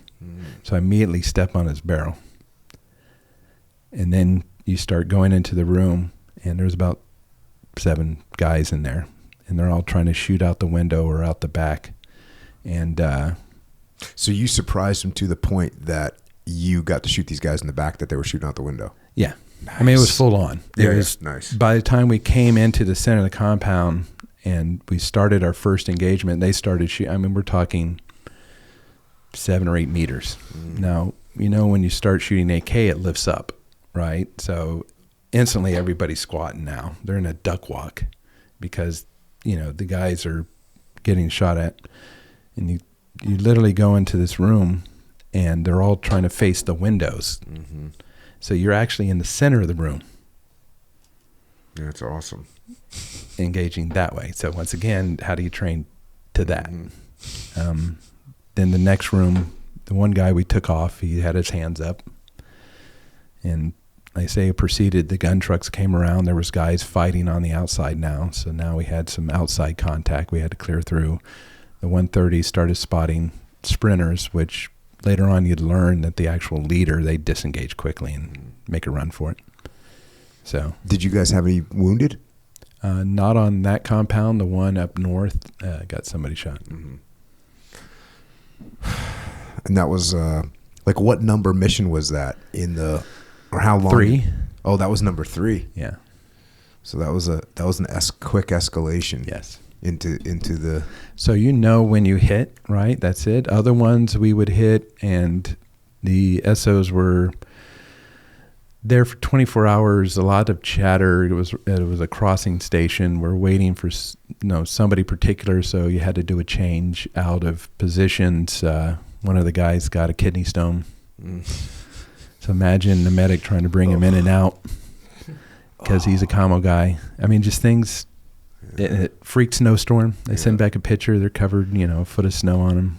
They're like suckers, right? I don't want to be in this. No way. So that was Afghanistan until it big army came in and said, turn the war back on. Mm-hmm. We need somebody to shoot at, and Anaconda happened. And also, while this is happening, you had the guys from 525, the horse soldiers, 595. 595. Yeah. The horse soldiers. Those are your buddies, and they're running the whole Horse Soldiers book, 12 Strong book. Mm-hmm. Well, became 12 Strong book, became the 12 Strong movie, and now there's an actual real book. Not real book, but there's a book that was actually written by Mark. Yes. And Bob, who have decided that if there's someone's going to tell their story, it should be the people that did it that tell the story. So the first foray in, once again, cultures, again, it kind of wasn't in our culture to talk and, think about storytelling, because we were still in, Iraq war, everything. The first one that came in actually while we were all still there was Robin Moore. And he had wrote the book, The Green Berets, The French Connection. So he's kind of like the patriot writer of Green Beret stories. So he heard this and he came in, but he was very, very old. And he was co-opted by somebody that kind of led him astray. And so his book he produced was half washed, half made up, half everything, because nobody wanted to talk or say anything. And then when they finally, somebody was approaching the command, I'll just use his name, D, started to get about a day's worth of the story. And it was all fake names. And then it was like, I don't know if we want to talk anymore. And they left. So that book is small percent of one position of the story. Nobody's went in and nobody's gone back and took all the unconventional teams and the DA team and tried to place it at one time. So there's never been a totality of stories, because none of the guys knew what other guys did. So once you get back to the team room, you don't talk about Fight Club. So nobody talked about what you did or what you did or what you did. War just continued. Yeah. And at the time, like, you care, but you don't care that much. No. It's like, I got my own story. Yeah, it's like, oh, cool. Oh, yeah, I heard you guys did some good shit. Oh, yeah, we did. That's cool. Huh. That's about the conversation. Like, maybe there's one little, oh, yeah, hey, make sure you put your magazines over here, or don't put your radio over there. Yeah. But other than that, it's funny, the SOG guys from Vietnam, like, they had no idea they didn't even know each other in many cases. Nope. Same thing with the team room. You're isolated in I was only on 2 teams for 17 years. God, that's 12 guys. That's it. But the book that is out now, Swords of Lightning. Swords of Lightning. Yeah. So Mark and Bob, we've become friends. Mark came over to our unit after he left 595. And that's how our friendship became closer and closer. So you do know each other, and your kids play ball together, and you're just in the same neighborhood. And fast forward when we started this business, hey, Mark, do you want to go to the distillery? Yeah, let's go to the distillery. Hey, I know somebody that's an SAS. Let's go to England and see a distillery in England. So this thing organically, but then I was there in Tampa when somebody called up and said, hey, they're doing a movie. I'm like, what? What do you mean? Well, they got actors and everything. Are you guys advising? They're like, what movie are you talking about? And literally flew out there on a Friday, went to set on a Saturday. The lawyers asked him to leave by Saturday afternoon. And that was that. Yeah. I just was... So he wanted to write a book saying, okay, everybody else is telling just these stories. Let me put it down. That's awesome. Yeah. I was listening to an interview with Mark, and I just was a part of a movie. So I've written a bunch of kids' books, got made into a movie. But one of the things that Mark was saying is the same thing that you just said, which is the movie had begun filming when Mark showed up. And look, are there some changes you can make when the movie's begun filming? Kind of. But it's like the frame of the house is there. Yeah. And maybe you can select what color paint you want on the cabinets, but other than that, man, the whole the foundation, the room layout, the plumbing, the electrical. You're not moving that stuff once it's already been kind of bought and paid for. It's once again, we don't understand the process culturally in SF. I could talk to lots of other friends that have been in the business, and they understand when they're involved and when they're not. The movie, they told them at the end, it's a movie, not a documentary. Mm-hmm. So sometimes you're trying to question, it wasn't exactly like this. No. Mm-hmm. A movie, you need love interests and you need a little tension, and there's about 2 prime characters, So after the movie was made, it ran into some controversy. Obviously, the name Horse Soldiers, the Wayne family had owned IP, and they wouldn't release it, so they had to change the name, which was a big no-no. That's why it got changed, huh? And nobody was going to participate after it was done, but the command said, hey, Green Berets aren't doing so good, recruiting-wise and media-wise. Let's embrace this movie, and there's some resistance. It's like, And then they said, we'll let you go to the red carpet premiere. And we're like, oh. Then the wives were like, oh, red carpet. Did you say Chris Hemsworth? And so it's like, okay, they got us. And then how this business started we're in today is we literally were traveling the world just as friends, making some whiskey for fun with some other veterans. And we didn't know if it was going to be a business or not. So we kind of like the... I hope you were getting... even though you didn't know it was going to be a business, were we getting tax write-offs? Were we writing off trips to England and whatnot? We didn't make enough money to get a tax write-off. You know what I mean? It's like, okay. But we said, we're only coming to the red carpet party if we can bring some of this whiskey we're making. And they're like, sure. So we literally went, poured some in a bottle, printed off on a laser printer, a label, and called it Horse Soldier and took it to the red carpet premiere. And that's how the business started. Who do you say owned the rights to Horse Soldier? Wayne family, 1959, the Horse Soldiers. Oh, dang. And then how did you print the label off and get permission to use the name for the whiskey, the bourbon? We didn't know what you're supposed to do or not do, that you're not supposed to transport alcohol across state lines, and you're blah, blah, blah. We just learned how to make it, and we made it for fun. So we were like, oh, here we go. How about once you were going for it, though? Did you have to buy that name from them? Oh, so the journey of starting a business, right? So we were in transition. Some guys were still in. Bob was still in. He was the head of selection. Mark was still playing contractor warrior overseas. So we were in different places.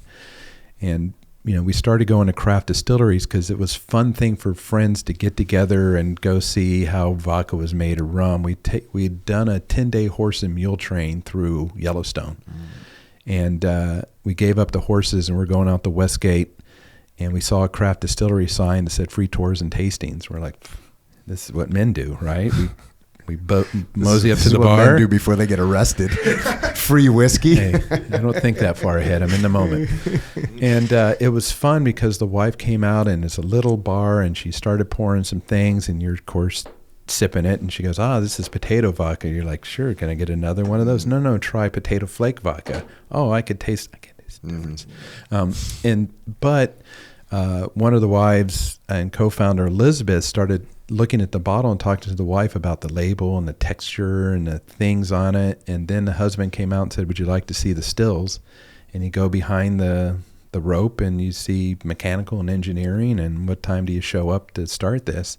So we literally got back to the Airbnb, checked out, and hit every craft distillery from West Yellowstone back to Tampa, Florida. It took us 3 weeks on a journey. And no DUIs? No. Because we would stop. We're mature. You know what I mean? We would, we called up Mark, and he said, hey, I got an SAS buddy that owns a distillery in Scotland. So we flew to Scotland, went to Whiskey University, went up, Speyside, worked at Thorso. Is Whiskey University a real thing? Yeah. Or are you just, there's a real thing? Yeah, so we don't know these things. You don't know the culture. You just scratch your way into it. And so we took official classes on nosing and tasting, the history of whiskey without the E, which is the English version, right? Okay.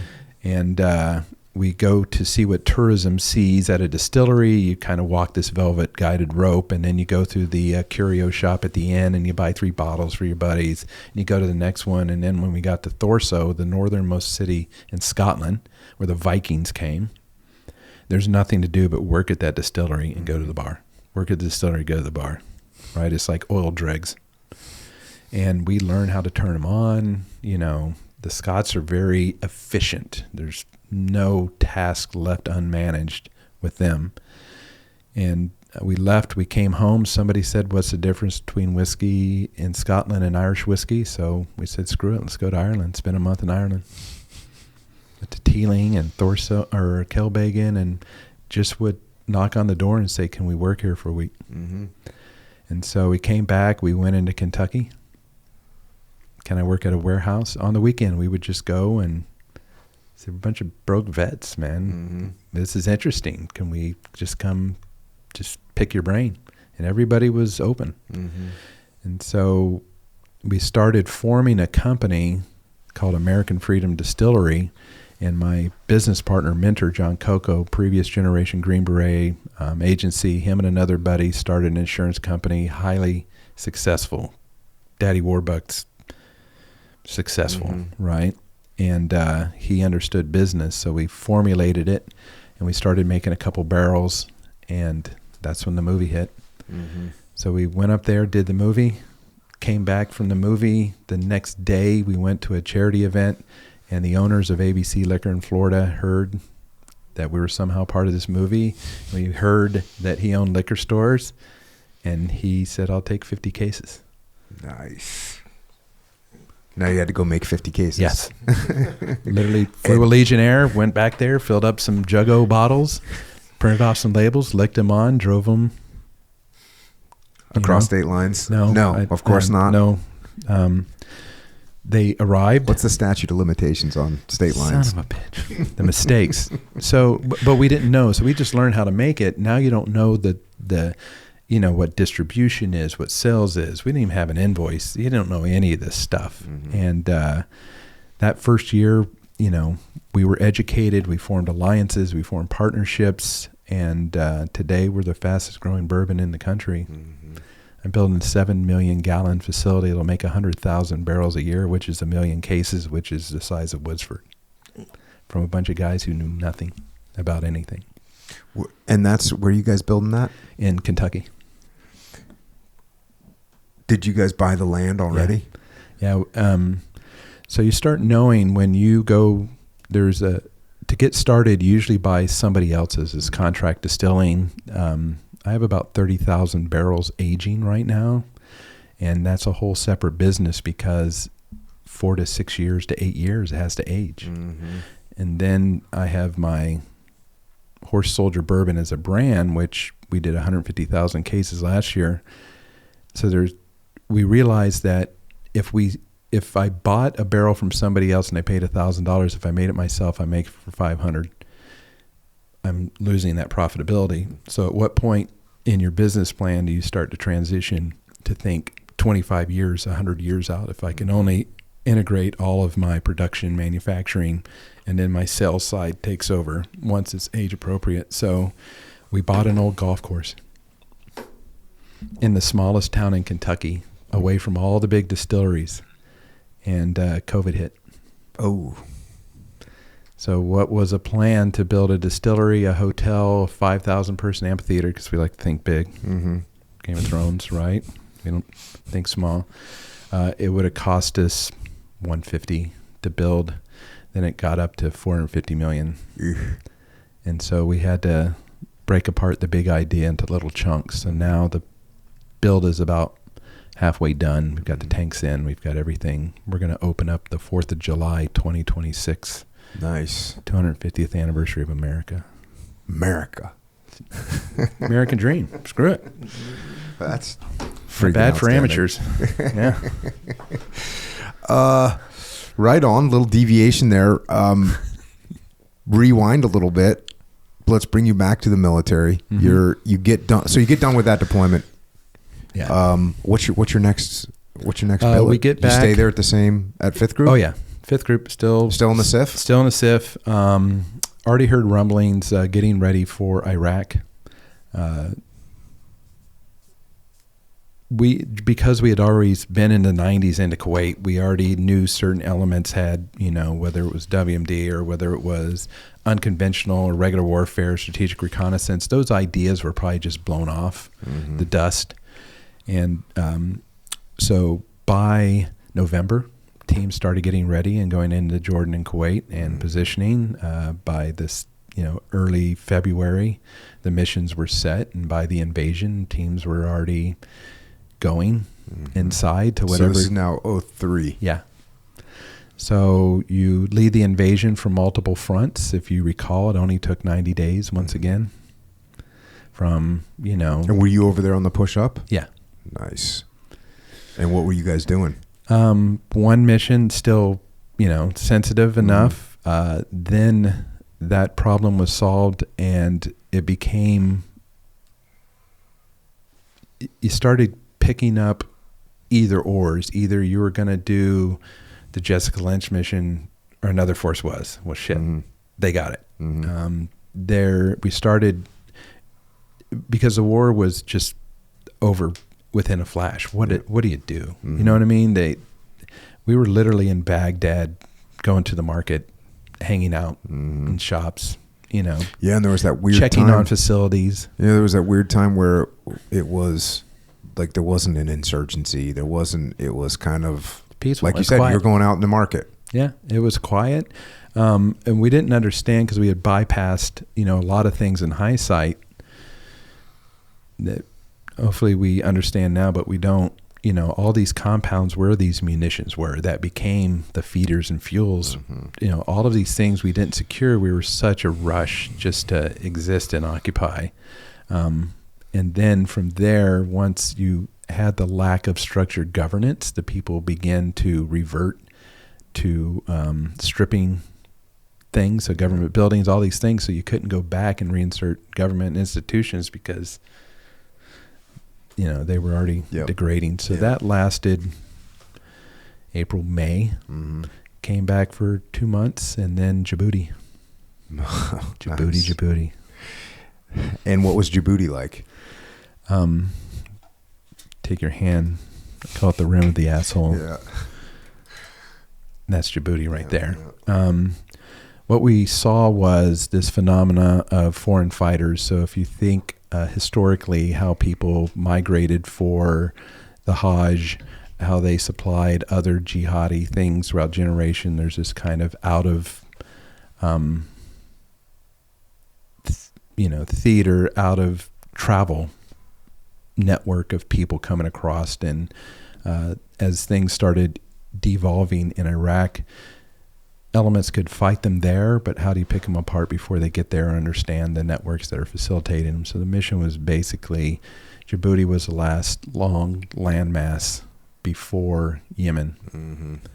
So did we have a presence there, and could we understand the networks? It was all more deep reconnaissance, small network, disbanding, understand the flow of pattern.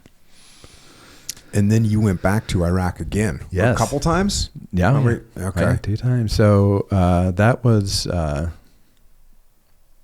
end of 03, early 04 was Djibouti. Had a great time. Different. Now chaos reigned.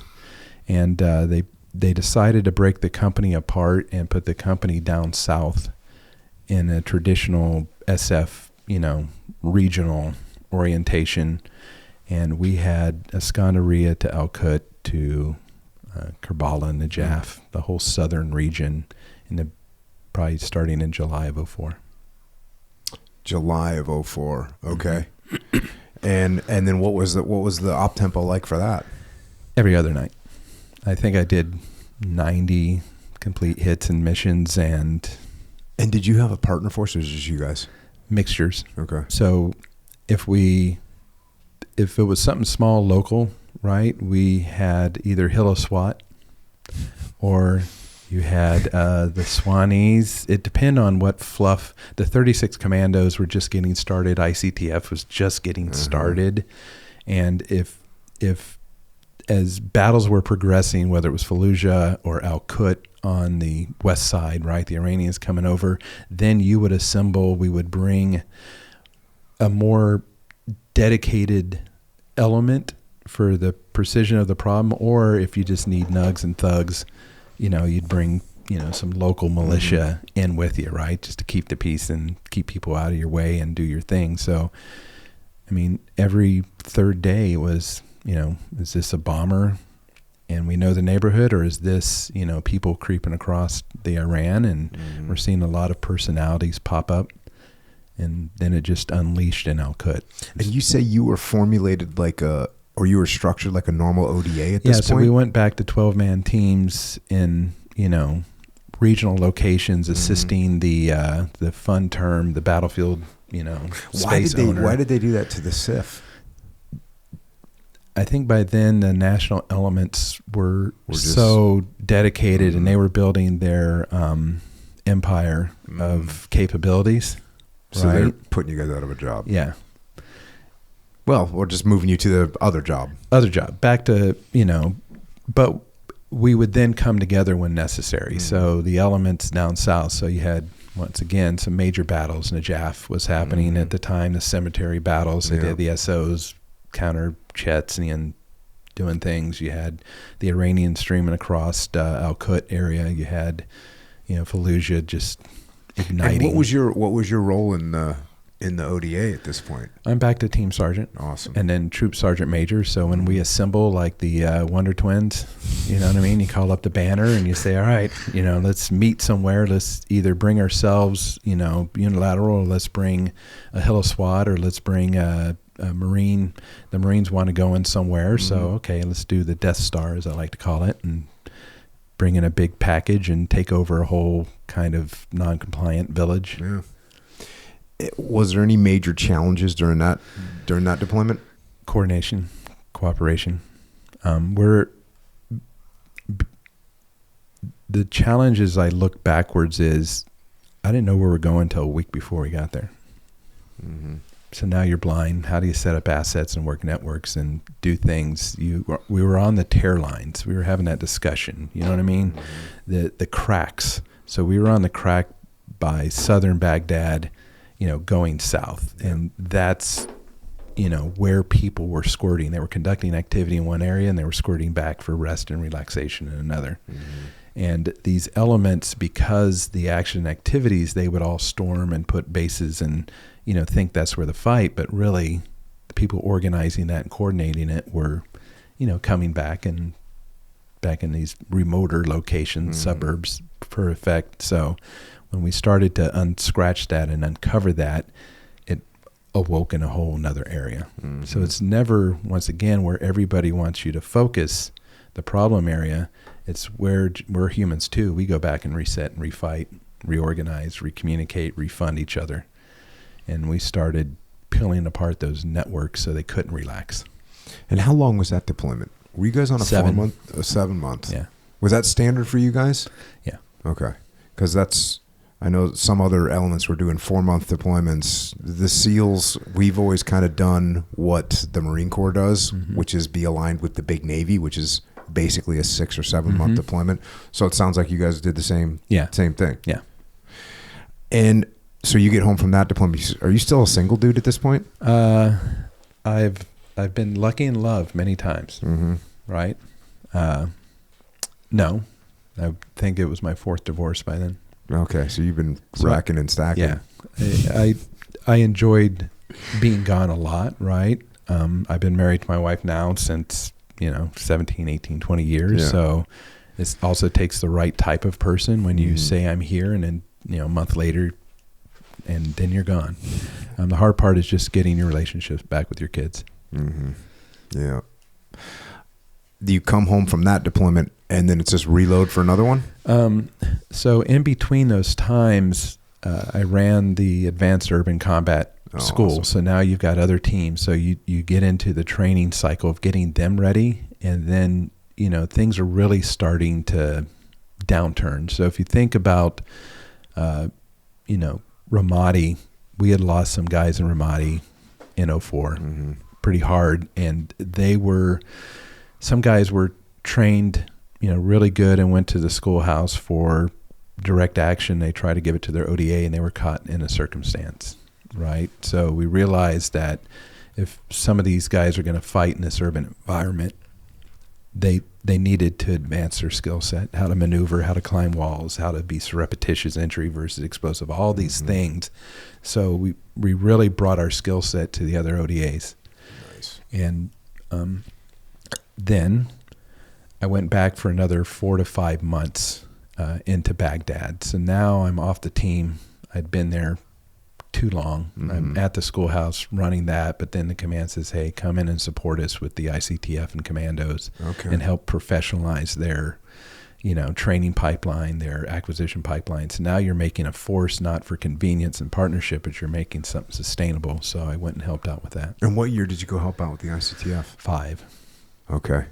Because I was supposed to, when I was a troop commander or task unit commander, I was supposed to go and take over for the SEALs, because it was both, they had both SEALs and Green Berets with the ICTF in Baghdad. And so they were all working together, and then I was supposed to go and take over the SEALs that were there.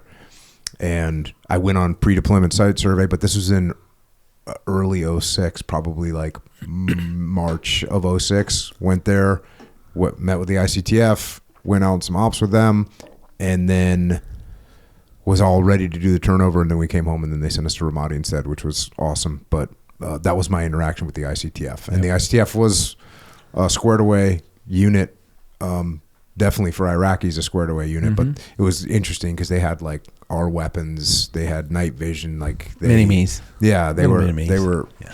And I'm sure you've heard this, but the guys that the ICTF that went up and fought in Mosul took massive casualties, but they were also brave, and they fought really hard, and they fought with a lot of courage, which was a real testament to what all those Green Berets and SEALs did to, and what you guys did to put that force together and give them a culture of courage and commitment that, we didn't see a lot from other units in the Iraqi military. So that was a real testament to that idea of making a long-standing group, and it's unfortunate that they did suffer such heavy casualties. Well, they did. Once again, I think we build them, and there for a while you couldn't do the mission unless you had a partner force. So people kind of, hey, look at these 4, is that enough to get the yes? And then you try to build them as a competent leadership, but then you still tickle the close air support and the intel. They're not ready to be self-sustaining yet. And the first time probably was, they're planning their own missions. You want them to go, maybe we'll advise to the side. And then, that's what messed that up. You know what I mean? Yeah. We've lost all those lessons.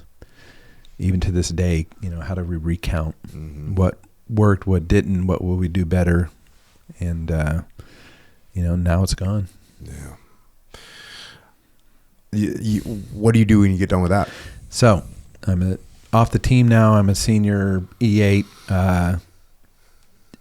Typically, if you're getting ready to go for a company sergeant major, they send you to Sergeant Major Academy for a year. I didn't want to go.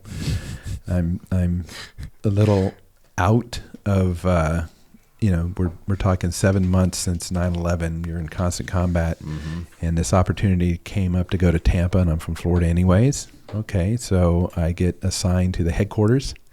So imagine going from the lowest tactical on the edge level. A major was important, a colonel was invisible, but the god. And now you walk into a 4-star headquarters, and there were only 17 SOF NCOs in the entire headquarters. Wow. And they didn't know what to do with us. You kind of had to find your own place. Crazy.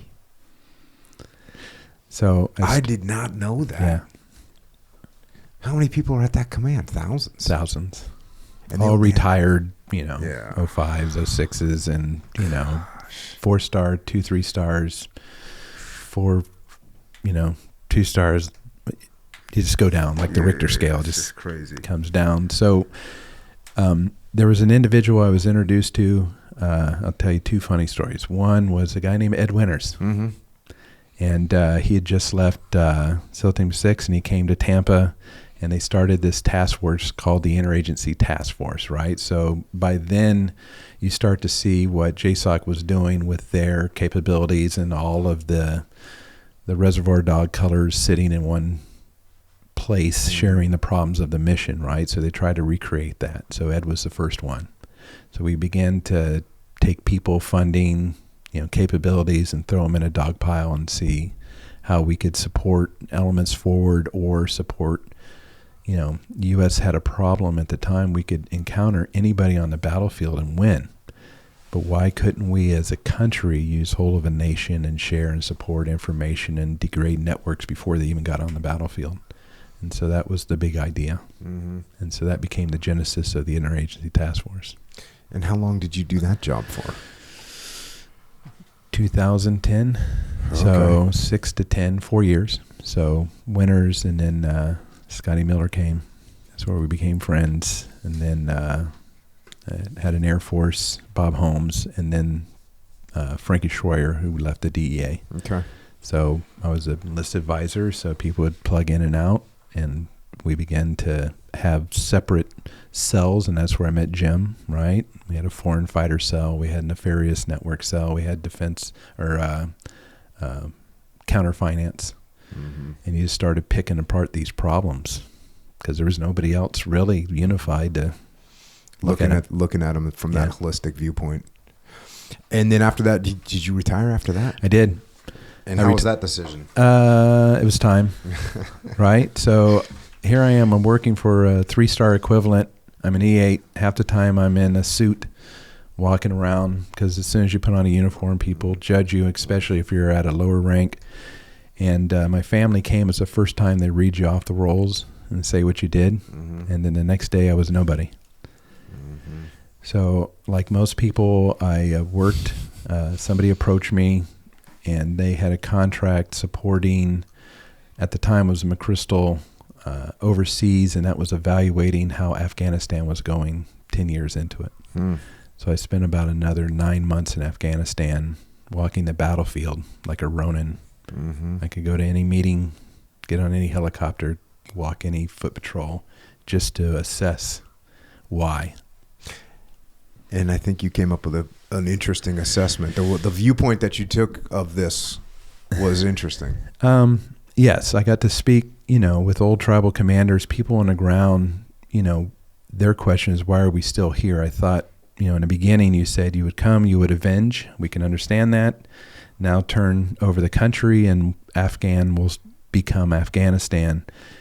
And as I would walk the battlefield, I would go on a patrol and I watched some kids get blown up and watched the medics didn't even know how to apply morphine.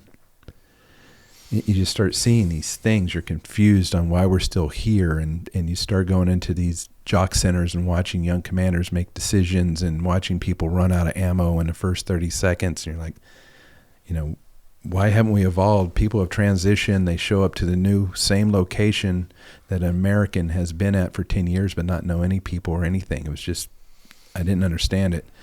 So as I started to assess myself and what was going on, at the end I printed this presentation. It was very basic, and it was just a U.S. soldier and an Afghan soldier, and it was the cost on one side or the other. How much does it cost us to field a soldier, and how much does it cost the Taliban? So it was an economic assessment. And the American soldier, 1.3 million, education, high school, equipment, whatnot. Taliban soldier, rusty AK, $7.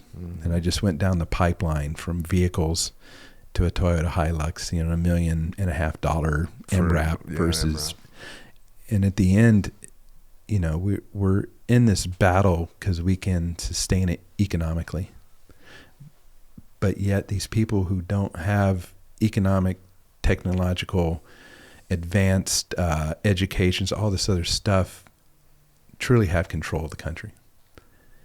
So we need to reassess what we're doing here. Did this make it anywhere? I presented it and I quit government.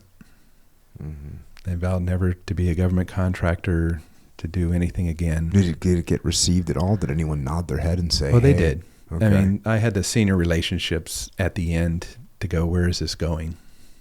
And I mean, it was presented at the intellectual level, right? It wasn't like you would do an assessment of a unit after an exercise and, you should make 4 decisions better and you should, incorporate this technology better. It wasn't that. It was just intellectually, how are we still here, and have we achieved, because being there the first time was to root out Al-Qaeda, unseat the Taliban from power, which was allowing them to facilitate training and planning in Afghanistan. To 10 years later, we've applied, all of these things. We've backed away from some of the simple realities of Afghanistan. Probably needs 200 years in the oven. And their solution is something they have to create for themselves and manage and fight the way they're going to fight. So if we're training them to look like us, think like us, use our tools and act like us, as soon as we take that out, it reverts back. So when you say you quit government employment at that time, like was this a huge kind of epiphany moment in your life where we were this? So how the next phase happened is I was on the board of the Green Beret Foundation and trying to help them raise money. And we were having, our storytelling problem, right? The SEALs are very good. They have great post-SEAL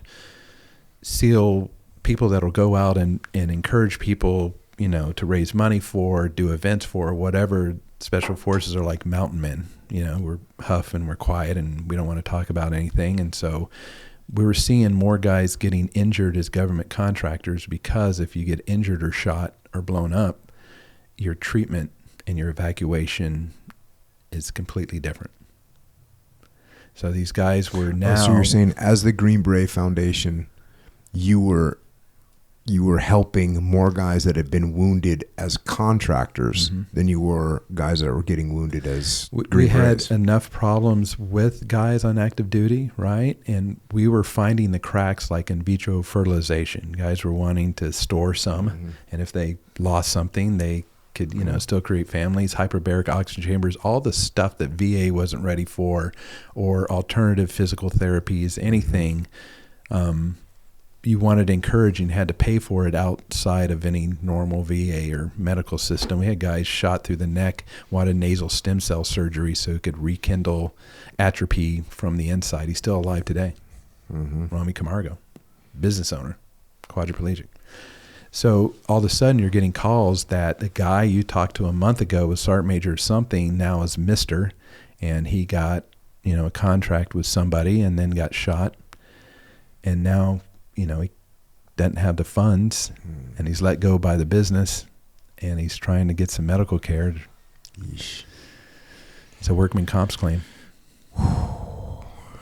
So you're doing that. And this was after you finished that commander's advisory and assistance team.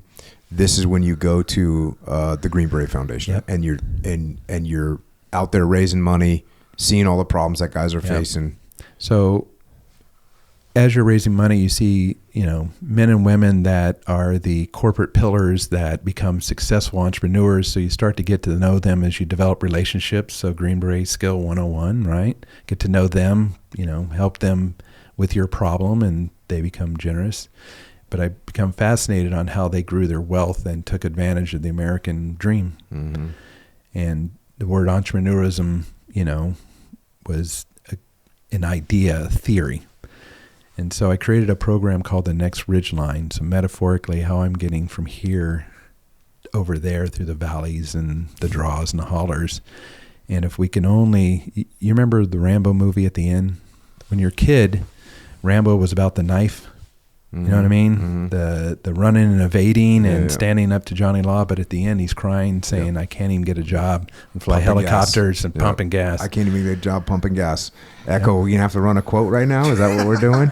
You're talking about First Blood. But Yeah, he's talking about First Blood. So now you're older, you're like, well, how can we be this highly trained and skilled, and then the only job you walk into immediately is back into combat, but you don't realize you don't have the support you had. Why aren't we enabling this generation to become entrepreneurs. So I created the program. We put in some money, and on the stage, we're in New York City, and I had Roger Ailes, the head of Fox at the time, give the richest guy in the room an award. He'll bring his rich buddies. Nonprofit 101. And on the mic, I literally dropped the microphone. I said, I quit. And if I can't walk off the stage and follow this program and start a business with friends, you all deserve your money back. And you did that on stage? Yeah. And that's when we went to Yellowstone to figure out what we're going to do next. And that was the beginning. That was the beginning. How long did it take to go from, when you're like, did you have an idea of, I want to start a business? Yes. It was just a business. Yep. It could have been sneakers. It could have been hats. Oh, I did it. I did operator with backpacks and T-shirts and everything you see at the SHOT Show. And your 5 friends, you're like, hey, everybody else has got a backpack. I just came up with this. Hold on a second. And I said, all right. So I talked to my friend who's my business partner now, Coco. And Coco was a Green Beret. Yeah. But is he older than us? Yes. Okay. He was previous. He was blown up in the first Gulf War. His I'm Alive date is coming up. Got it. We'll hug it out and we'll go somewhere dark and probably drink some horse some horse soldier bourbon. Don't say it too fast. Okay. Believe me. I know. I get that all the time. But him and another buddy started a very successful insurance business, went public, back down to private, sold it for a lot, started buying Blue Cross Blue Shield franchises before Obamacare hit. I mean, the epitome of self-made. Nicely done. So I asked him, I said, John, I got these little companies, these ideas. I'm making $5 here and $100 there. And these were backpacks and freaking slings and whatever else. Yep. The same. And he goes, what's the margin on that? I'm like, what do you mean? He goes, what are you doing? What's the island? What's the access to capital you got right now? He started saying these foreign words. I'm like, hey. He goes, no, wasting your time. You have 12 hours in the daytime. Those things you do, I'll talk to you about, define the thing that'll make the most value for the time and energy and effort you're going to put into it. And I said, you're a smart guy, you and me. And he said, as soon as I get back from Yellowstone. So when he was injured, back then there was no PTSD, right? There was no survivor's guilt. There was no things going on, but there was a little program called Project Healing Waters. And it was started by the Walton family. So the Walton son was actually a Silver Star Vietnam Green John Beret. Walton. Yeah. Yep. He was a SOG guy in Vietnam. See? He was with, he's in a bunch of those books. He's a total stud. Yep. So he started a program and John went through it. And every year afterwards, he and his family went to Yellowstone. And he told me, as soon as I get back from Yellowstone, you and I will evaluate your businesses. We'll talk about, is this making money? How we can help this? And I said, well, sure. Where are you going? He said, Yellowstone. I said, well, I'd never been. I realized I'd never taken a vacation of substance in 20 years. So he goes, well, why don't you come? And I told him, well, I'm unemployed, so might as well. And we fly fished and climbed the Tetons and horseback ride And did at any time did you guys talk about bourbon at that time? Nope. Or are you just talking Zero. about just life? No, you want to know the great, brilliant answer? His wife, Elizabeth, who was Snow White, beautiful, perfect, Snow White on horseback with us guys. She's a trooper. And the first night she starts putting on essential oils and rubbing herself down with lotion. You're smelling by the campfire. You're like, and the guy's like, what is that? What's going on? Who's got something? Who's got lotion? What's the bears? Yeah. He's like, give me all of that. So $10,000 of creams and night creams and stuff. He rices out in the night and he puts it up in the bear bag. And of course we're giggling, right? We're like, welcome to manhood. And she goes, you men need a line of rugged essential oils. You know what I mean? She's like, and so we talked about. We could be talking about horse soldier lotions right now. Exactly. Right, girls? So you never know. So you're on a horse, you're just thinking about yourself because you can't talk to anybody. And then you get around the campfire at night and you just be quiet and silent with each other. And you talk about some things could we do. And it wasn't until frickin' frack, me and Coco saw that sign that said free drinks. Because we're brothers and we like to have fun. And we just looked over and saw Elizabeth just talking to the wife about the labels. She was in the perfume industry, so she knew packaging and labels, and that's it. It literally started then. Then when we got back to Tampa, Coco's parents came over and we just talked more about those distillery visits, and Coco's dad said, "You drunks need a hobby," and just started unwinding the mysteries of how to make great bourbon. What was the first big step that you took? Because, you know, when you're all chipping in, I don't know, $200 to get the first barrel done or whatever, and that's all just fun. And at what point did you go, oh, this is a little bit of a commitment right now? When you put in $1.5 million. And is that money that you guys raised? Is that John's? Okay. Right. You start understanding, you know, the depth of things. And you have to put structure around the idea into a business plan, which we still follow today. And then when we signed our first distributor agreement and says you have to produce and you have to deliver, and it takes 45 days before you get paid, you start to calculate timing a little differently.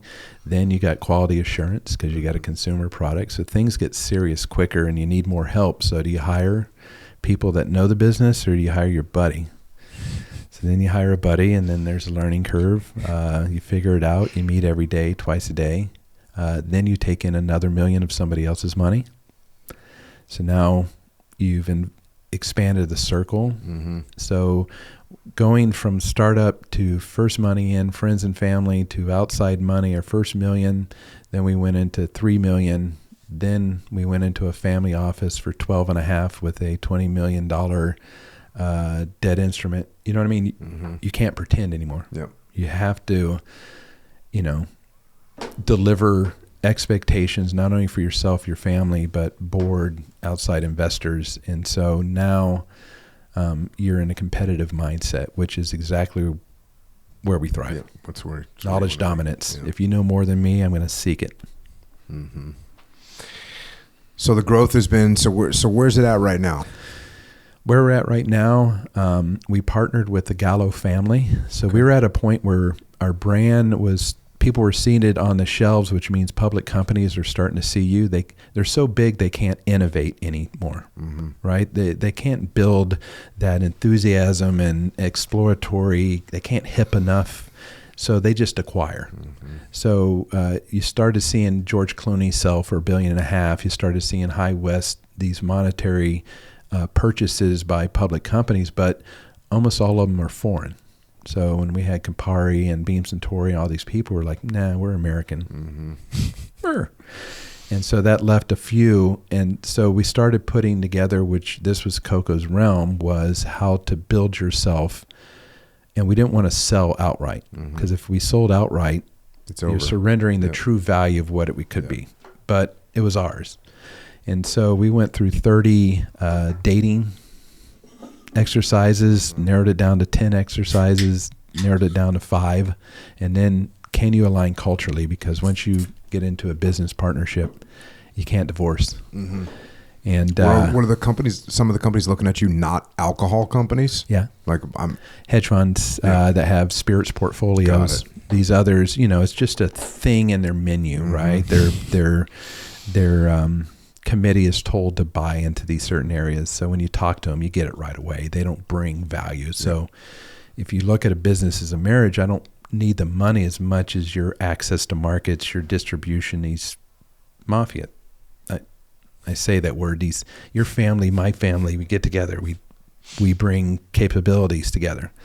So as we went through that, at the final 5 last one, John, he only has one litmus test. When he meets him, he shakes their hand. He goes, give me your cell number. Because if I can't call you at 2 a.m. because I'm having a problem, then I'm dealing with a committee or a financial team or somebody, you know.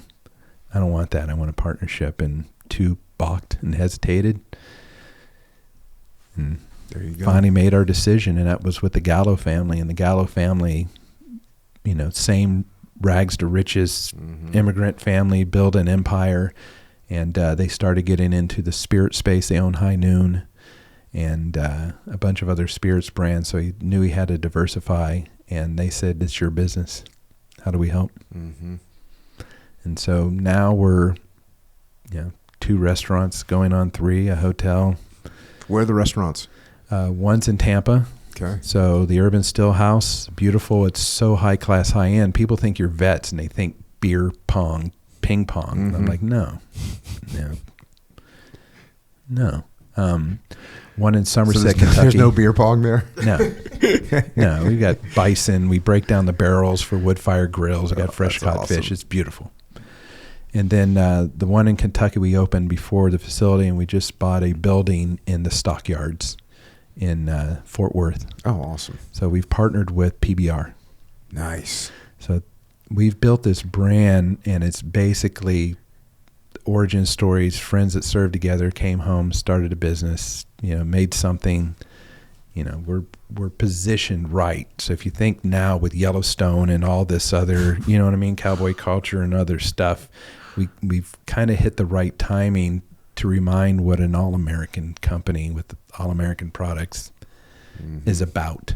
So either we've been dead lucky or cleverly smart. Or a little bit of both. We'll take it. Yes. Awesome, man.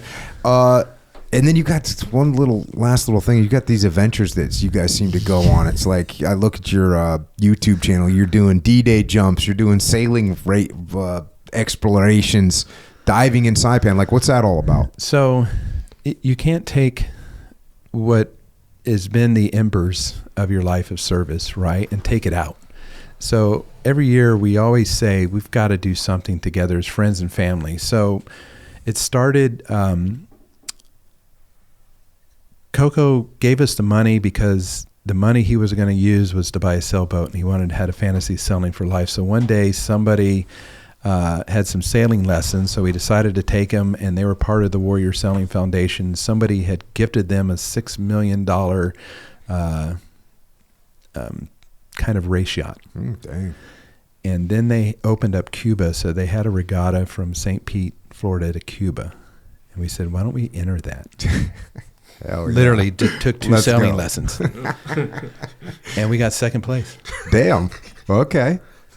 And so we don't like to lose. This is Green Beret sabotage Yes. activities going on Exactly. there. Then we hung out in Cuba for a week and had fun. So then the next year they had a regatta from St. Pete to Isla Mujeres, which is near Cancun. And so we talked to the same Warrior Sailing. Somebody had donated a carbon fiber race yacht. And we were crushing everybody's soul until we didn't release and basically almost crashed it, blew out the spinnaker, still limped in, got second, and decided let's not do that. Strong second. And then a former teammate who was still doing government work in Germany said, hey, I just visited Normandy. We're like, oh, I haven't been to Normandy, let's go. And so you start hearing that they have reenactments and they have events you can go to. So you start hitting the network and they're like, yeah, they have airborne jumps in there. We're like, oh, can we get tickets to go see it? And they're like, I don't know. Who are you guys again? And we told him who we were. He goes, would you guys like to jump into it? Hell yeah. So went back, got airborne, round canopy certified. Coco on his jump broke both of his ankles. Oh, dang. And how? Just hit hard, landed hard? He landed on the runway. Oof. Those little lights that come up a few feet. You're trying to lift your leg a little bit. It was pathetic.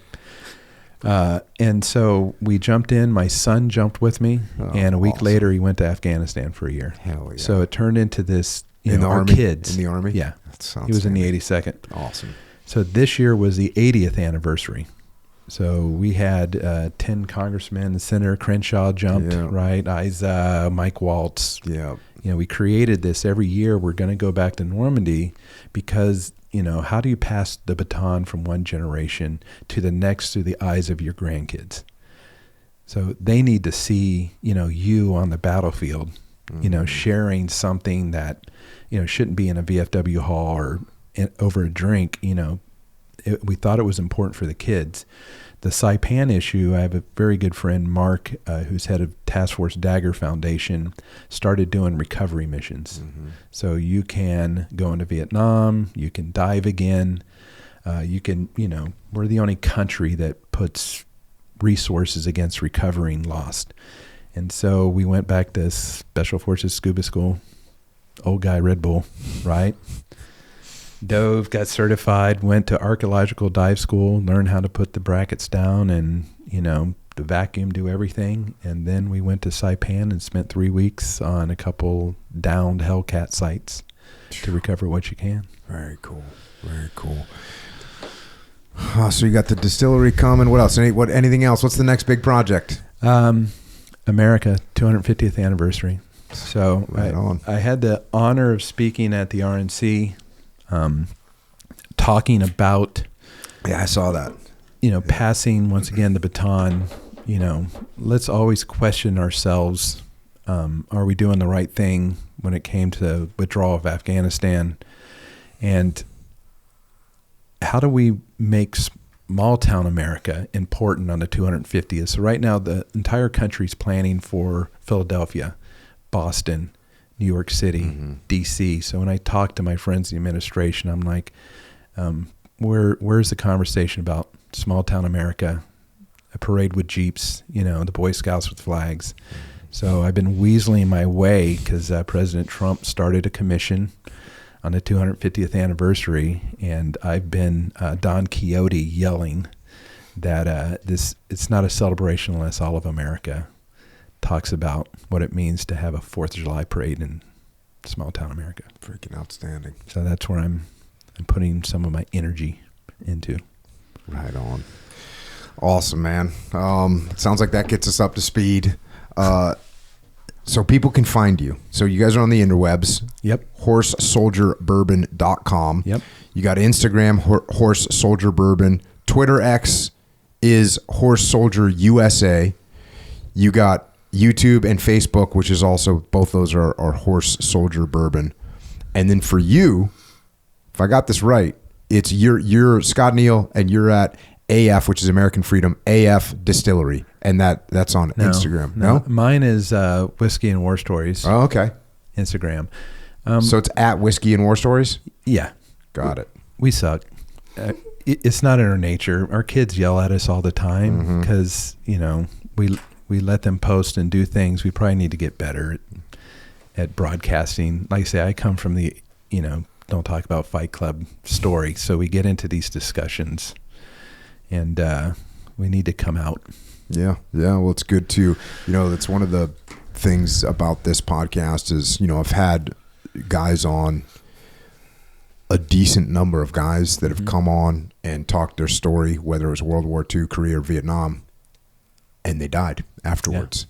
Yeah. And, I've had the families been so moved and so thankful because, these are guys, Vietnam guys or World War II or Korean guys that, they didn't, maybe they talked about it with their friends when they were in the bar or whatever, but they weren't telling their kids. Yeah. I even look like my youngest daughter's 15 years old. I retired in 2010, right? She doesn't remember me as a military guy. She doesn't know anything about it. She doesn't remember me going on deployment. None of that. She doesn't, it just doesn't exist for her. So it's not like I sit around the dinner table and say, let me tell you about this one time in Baghdad. I don't do that. They're not going to hear that from me. And that's the same way it was for a lot of these older guys that I've had on that have told their story, and man, their kids and their grandkids are just so happy that we were able to capture it. And on top of that, military, all the younger generation of military guys, they're going to take lessons learned from even just from what you talked about today, just the simple lessons learned of, hey, maybe when this person who might not see combat for 10 years or 12 years or 15 years inside the Army or the Marine Corps hears you talking about, oh my gosh, I went in the first target assault and there was a kid in there and we didn't know what to do. Yep. How do you pass on legacy, right? And we grew up 30,000 years ago by the fire, painting on the cave. And I think we've gotten a little bit out of small community, small family conversations, about what made you. So now as I research my grandpa, my great uncle in the Alamo, all these things, you wish you could have a conversation or hear them. So that's why some of these adventures are always family adventures. Yeah. So as we get together and talk as uncles You know what I mean? The kids get to hear, and now we've got grandkids. And, you know, you have to share. But at the end, too, though, I don't want to give my kids a Foot Locker full of dirty boots and war medals and then try to recreate who I was. So trying to be present now as a dad and granddad, you got to give priority to. Yeah, no doubt about it. Awesome. Echo Charles, you got any questions? Yeah, I have a few questions. Oh, we got the bourbon expert over here. Bourbon, yeah. So just for clarification, I used to work in the bar industry, so I know a little bit. But so first question is from. Did you just roll out the fact that you were a bouncer as your qualification to go down this line of questioning? I was a bartender and bar back, by the way. Okay, I blame my last. I stand corrected. And manager in training, that counts too. Okay. So I know about invoices, inventory. Get ready. Go ahead. So whiskey, right? It's all whiskey. Yes. Scotch, bourbon. It's all whiskey. So whiskey as a category is like saying special operations, right? So whiskey, you have vodka, you have rum as a category, gin as a category, whiskey. Tequila too, by the way. Tequila. Wait. Whiskey is above vodka, tequila? No, parallel. Aside, yeah. Okay, got it. Parallel. So it's a category, right? And then there's subsets underneath it, like tequila. There's añejo, and there's in whiskey. There's Scotch, which comes from Scotland. Can't come from Ireland, but it can be single malt, right? You have Irish whiskey, which can be multi-grain or a single malted barley. Japanese whiskey, which comes from Japan, but it can be a multi-grain or a single malt. American whiskey is usually in two categories. One is bourbon, and one is straight whiskey. Jack Daniel's is a whiskey. It's not a bourbon. Why? Because bourbon, as enacted by Congress in 1964, is a distinct product of the United States of America. Boom. So it has criteria that make it, if you don't follow those, you can't call it a bourbon. Isn't it because it's made in Bourbon County? 0.0. No. Is a product of the United States of America. Kentucky, 95% of the bourbons there, and they like to be known for it. But by the law, it can be made in all 50 states. Okay. Right on. See? Learn something new every day. Okay, so when you said, because you started this stuff straight up white belt from scratch. Yep. All in the field, essentially. Then you went to some classes and stuff like that. How long would the classes that you went to, they were like kind of a tourist type thing. Like, I'm a curious tourist. I want to spend 2 days at this factory, and they're going to show me how to blah, blah, blah. Then we found another Marine who was actually in the Ramadi at the same time as you, awesome. Travis Barnes. He has a distillery called Hotel Tango. One of our investors invested in that and said, why don't you go see Travis and Hotel Tango? He's in Indianapolis. And he said, here we go. Right on. Get that sack. Turn that lever. You know what I mean? What'd you say his name was? Travis Barnes. Travis Barnes. I'll have to find Travis Barnes. I'll hook you up. Awesome. Great American. He taught us a lot. It's the same thing. He just started with a buddy and, poof, there you go. But we're a little bigger now. What's his called? What's that? What's his bourbon called? Crap, I see it right in my head. Wait for it to drop here. Hotel Tango. Yeah, Hotel Tango. Hotel Tango. Okay, cool. But those touristy classes, I feel like those count as part of the education process. They take you into the theory on how to taste it. So if you look at a lot of these podcasts and YouTubers, they're just drinkers and consumers as they tire about the essence of nutmeg and, like a cooking show person. Yeah. And then you go into Kentucky or somebody that makes it, they're missing fingers. You know what I mean? They're making the donuts. So we got to get with some of the most well-known bourbon personalities, but it's never the personality making it. It's the guy that shows up at 6:30 in the morning. It's the warehouseman that's been there for 30 years and can tell you about, 7th floor versus 4th floor, about how ethanol bleeds and is lowers and hovers. That's who we spent time with down in the bowels of the ship. So a warehouse guy in the bourbon world is actually dealing with the product and the manufacturing too? So you make it. Right. So grains. So let's start here. It took 80 years to grow that tree. Right. It took 7 months to grow the grains, the corn, the barley, the winter wheat or the rye. Then you truck it into one location. You blend it all together. You heat it up to a certain level, and that's called a mash. And then you put it into a fermenter, and after 96 hours, it turns into probably 8% alcohol. Now, the snipers are going to listen to this and, try to cut me with precision, but for general sake. If I stop there, it's beer. Oh, okay. When I go to put it back into a copper still and I start to boil it, alcohol boils at 177 degrees, whereas water boils above that. So the vapors start to come up, and when it touches copper, it falls back down. So it starts releasing some fatty esters and other stuff. So it gets lighter and lighter and lighter. And as it transfers over, you introduce cold water on the other side that turns that vapor into a liquid, and it comes out clear, and it's called moonshine. And that's pure alcohol. Is that what it is right at that point? To be a whiskey, you can't proof it higher than 160, whereas vodka is 192.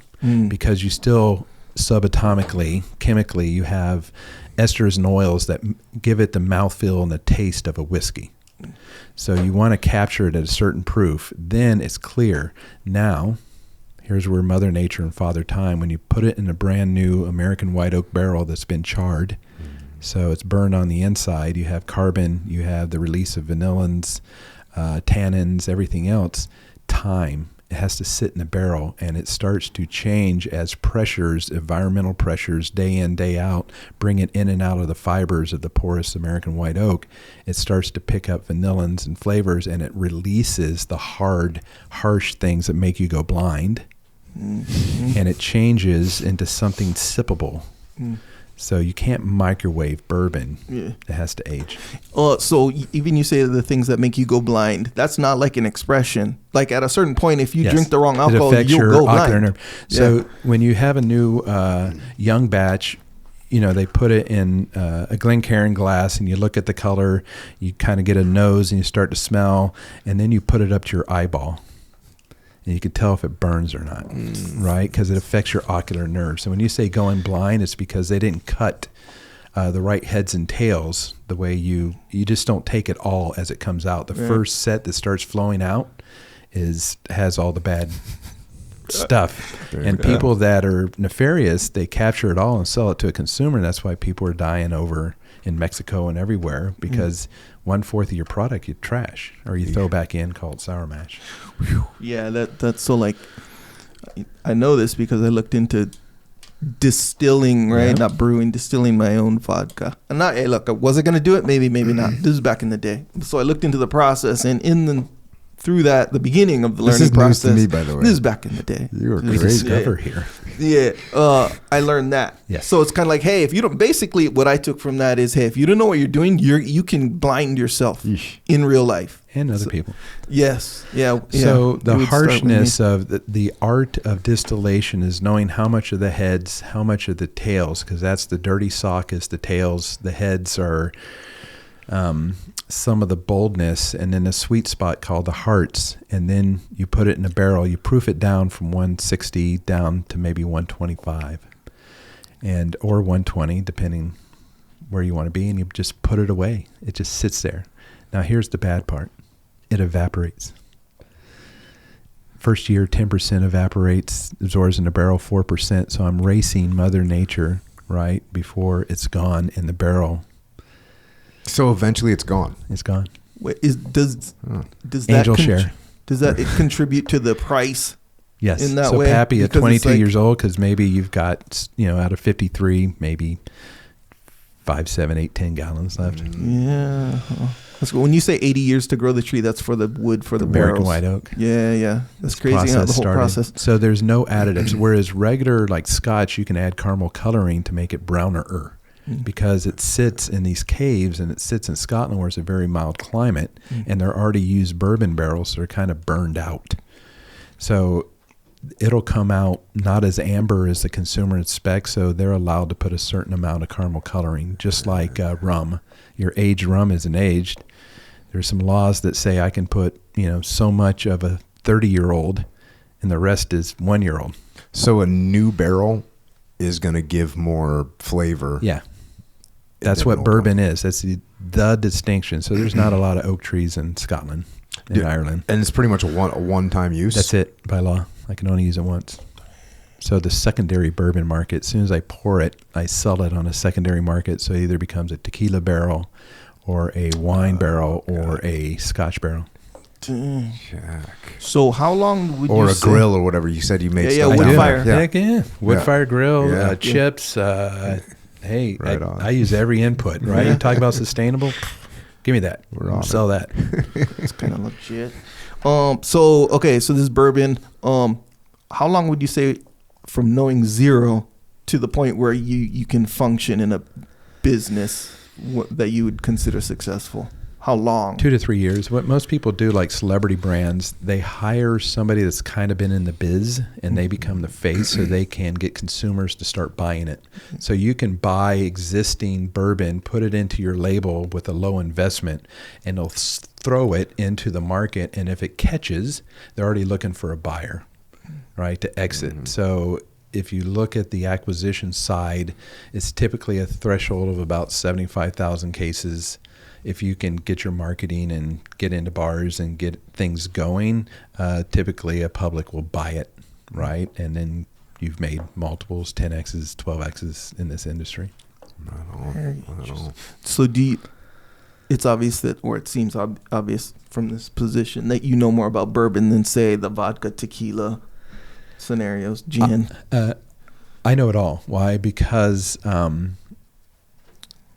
fundamentally, the process is the same, right? And then you get to the marketing side. So not only do I have a brand, I'm in charge of going to the consumer facing. So I have to do the events all around the country. I have to work with distributors. I have to work pricing, incentives, bonuses, all of these other things as my competitor set on the bar. So if you look at a bar, right, I'm competing against not only my set, but the mind share of that bartender to pour, you know what I mean, more old fashions than, Red Bull and vodka.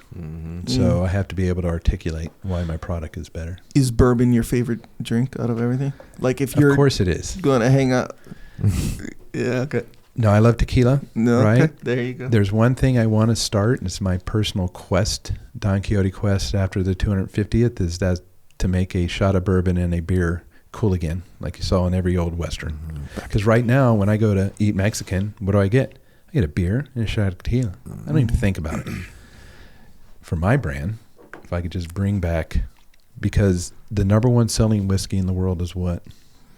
Whiskey, I don't know, Jack Daniels? Fireball. Fireball.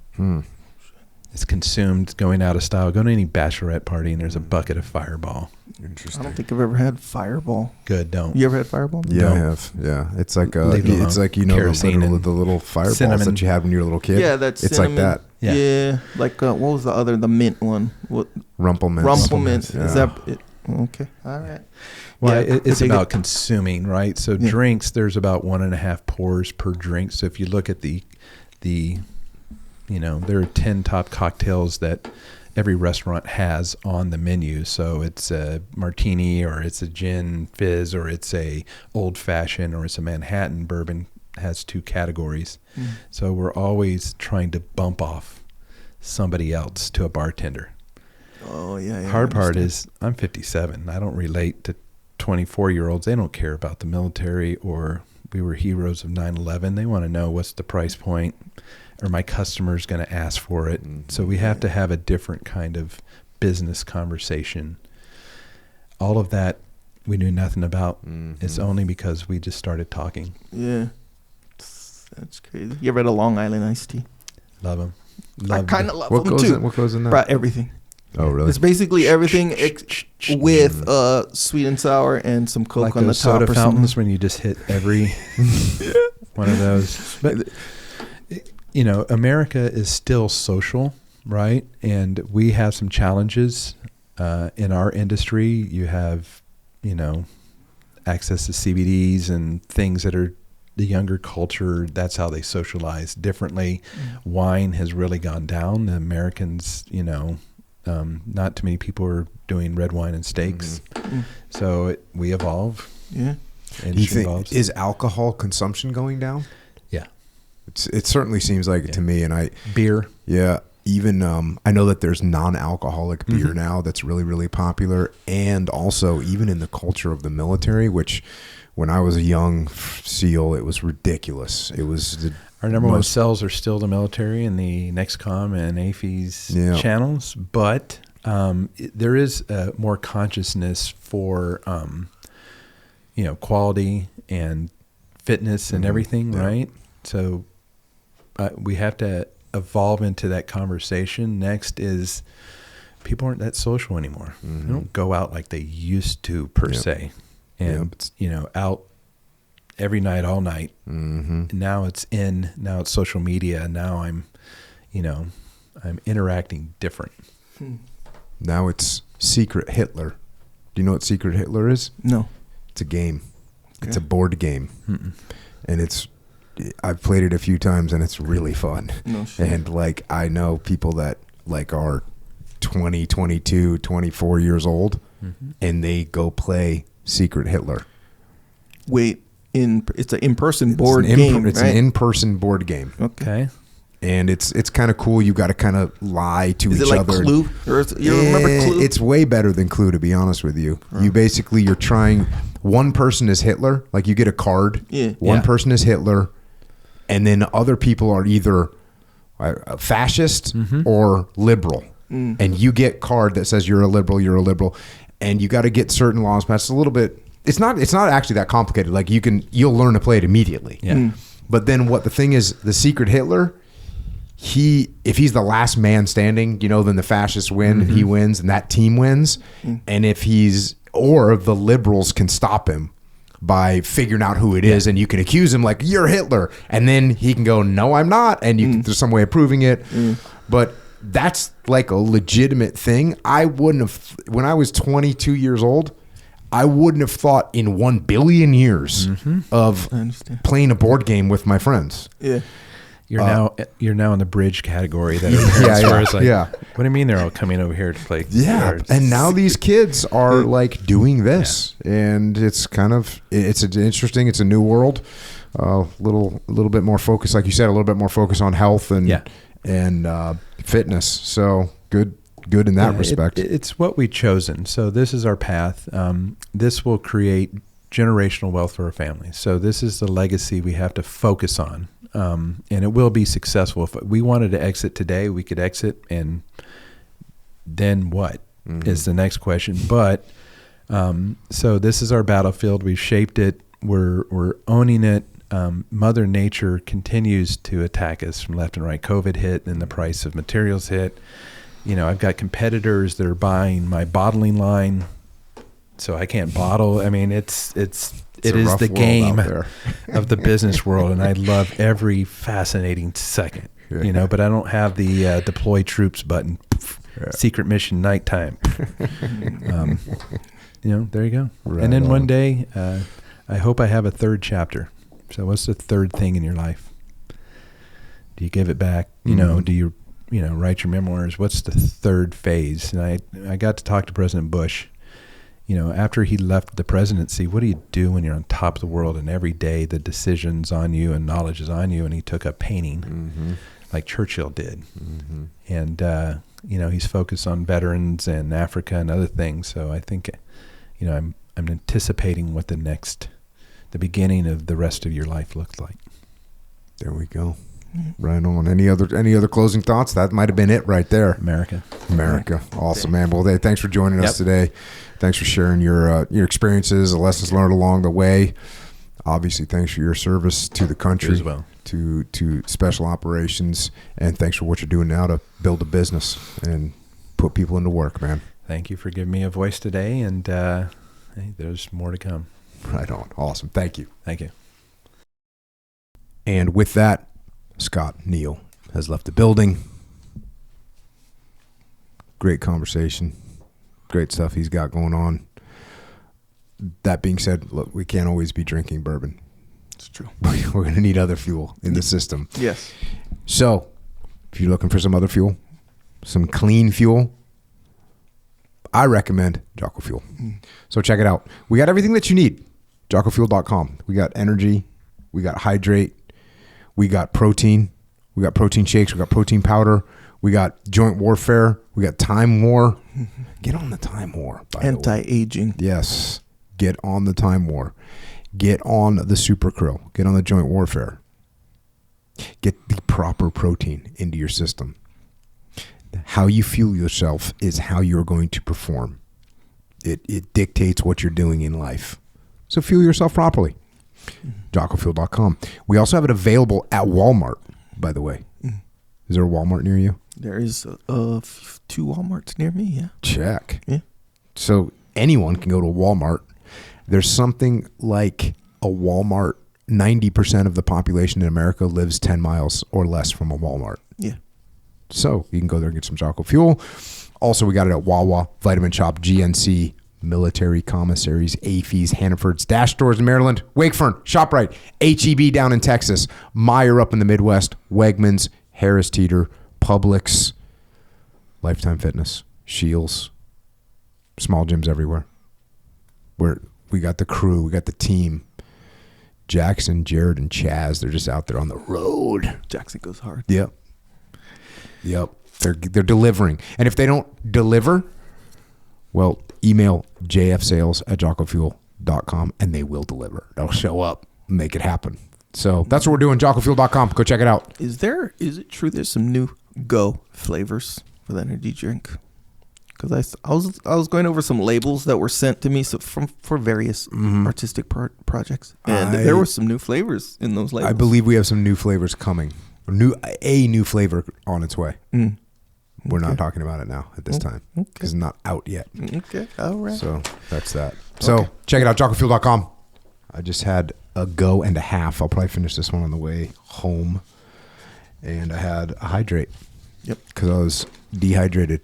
I understand. From lifting. Oh, dang. Okay. I understand fully. I had a moke, avoiding catabolic breakdown from we don't want that lifting. to happen. All right. Also check out originusa.com. You need clothes. We're talking about American companies today. American-made companies.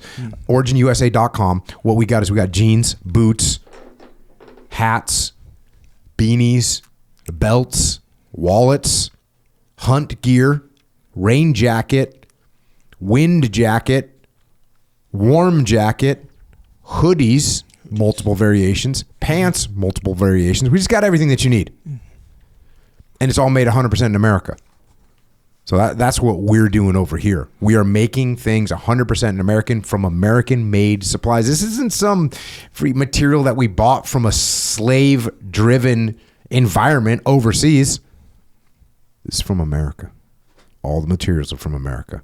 And it's made right here in America. Go to originusa.com and check out America. That's what I got. It's true. Also, Jocko's store called Jocko Store. There's discipline equals freedom stuff on there. Some shirts, some hoodies on there as well, some hats and stuff. This year, what is it? It's winter still right now? Yes. Or spring? It's winter. Winter, spring. Next month. I don't know. Okay. Well, we're coming out with some new stuff. A lot of new stuff. Varying levels of excitement. Either way, you want to be informed on this stuff that's coming in, go to jockostore.com and put your little email in the what do you call the email list. So keep you informed. I don't spam people with that. We don't spam people with that. But anyway, you can stay informed. The new stuff comes, boom. You got first dibs on that one. But yeah, some cool stuff on there. Also on jockostore.com is what we call the shirt locker. It's a new design t-shirt subscription scenario every month. I have a friend, good friend, by the name of Dave Burke. Good deal, Dave. Good deal, Dave. And he was like, hey, I've been a member of the Shirt Lock for a long time, and my shirts are kind of piling up. And he was almost indicating that, he might put it on pause or something like this. I'm like, hey, bro, do what you dig. The Shirt Locker is here for you. See what I'm saying? 2 days later, he sends me a text. He says, just when I thought I was out, you dragged me back in. That's it. That's all he sent. So I'm like, okay. I say, how so? Because I'd forgot about any other, correspondence. Plus I was lifting at the time. So, I'm thinking about other stuff. And he sends me a picture of this month's design. Is it fire? It's fire. What is it? It's the no drinking X.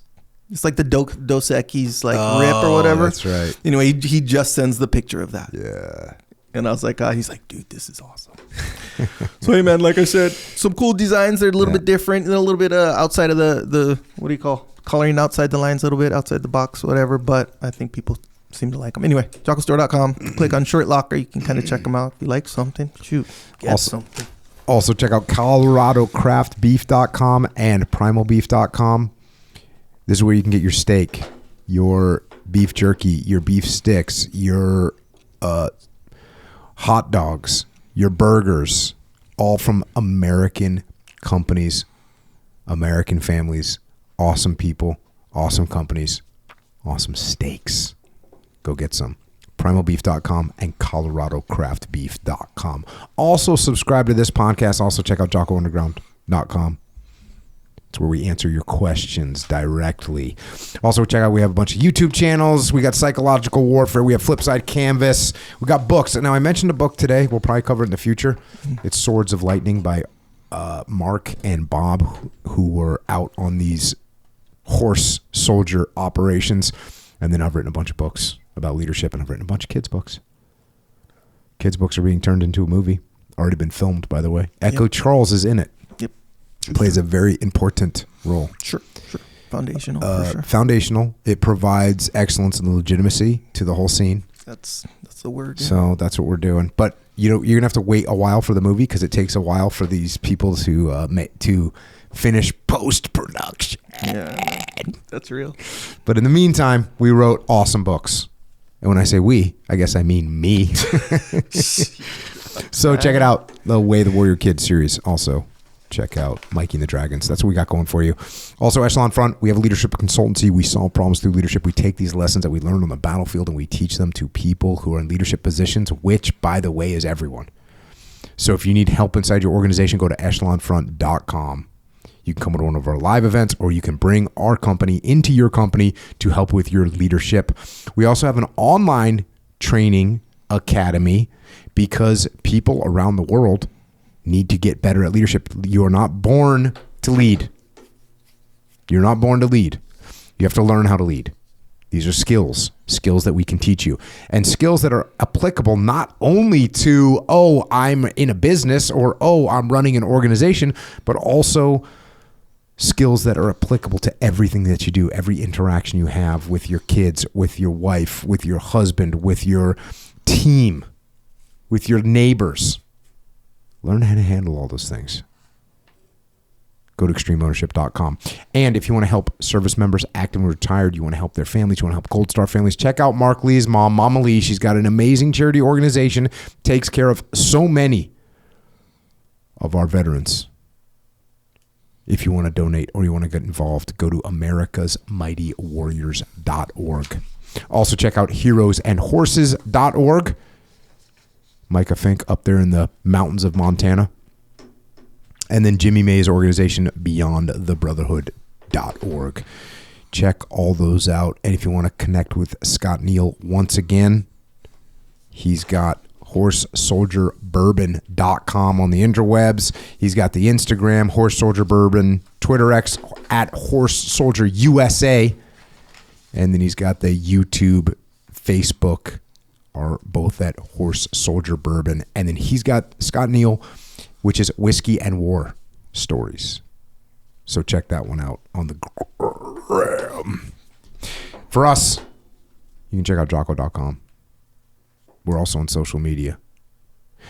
I'm at Jocko Willink. Echo's at Echo Charles. Just be careful, because that thing will wreck your whole freaking morning. Morning, noon, or night. True. I heard a fact the other day. They're saying that the average screen time is 7 hours. Come on, people. Don't do it. Don't do it. Get away from it. And that's what we got. Once again, thanks to Scott Neal for coming on here. Thanks for your service. Thanks for your lessons learned about business and about life. Thanks to all our military personnel, with a specific salute to our Green Beret brothers from Special Forces, from the SOG guys in Vietnam to the mountains of Afghanistan. Thank you for taking the fight to the enemy by, with, and through the host nations. You guys do it better than anyone. Also, thanks to our police, law enforcement, firefighters, paramedics, EMTs, dispatchers, correctional officers, Border Patrol, Secret Service, as well as all of the first responders. Thank you all for fighting crime here at home and for keeping us safe. And to everyone else out there, just because one game is over doesn't mean you can't get in another game. Right? Look at Scott and the rest of his crew. All of them had earned a nice, comfy retirement, 25 years in the military, multiple wars. They could have gone to the sidelines, game over. But they didn't. Found a new game, a new mission, and they executed. And you can do the same. At any time, in any phase of life, you can get in the game. But that's up to you. And I recommend in order to do that, you go get after it. And until next time, this is Echo and Jocko, out.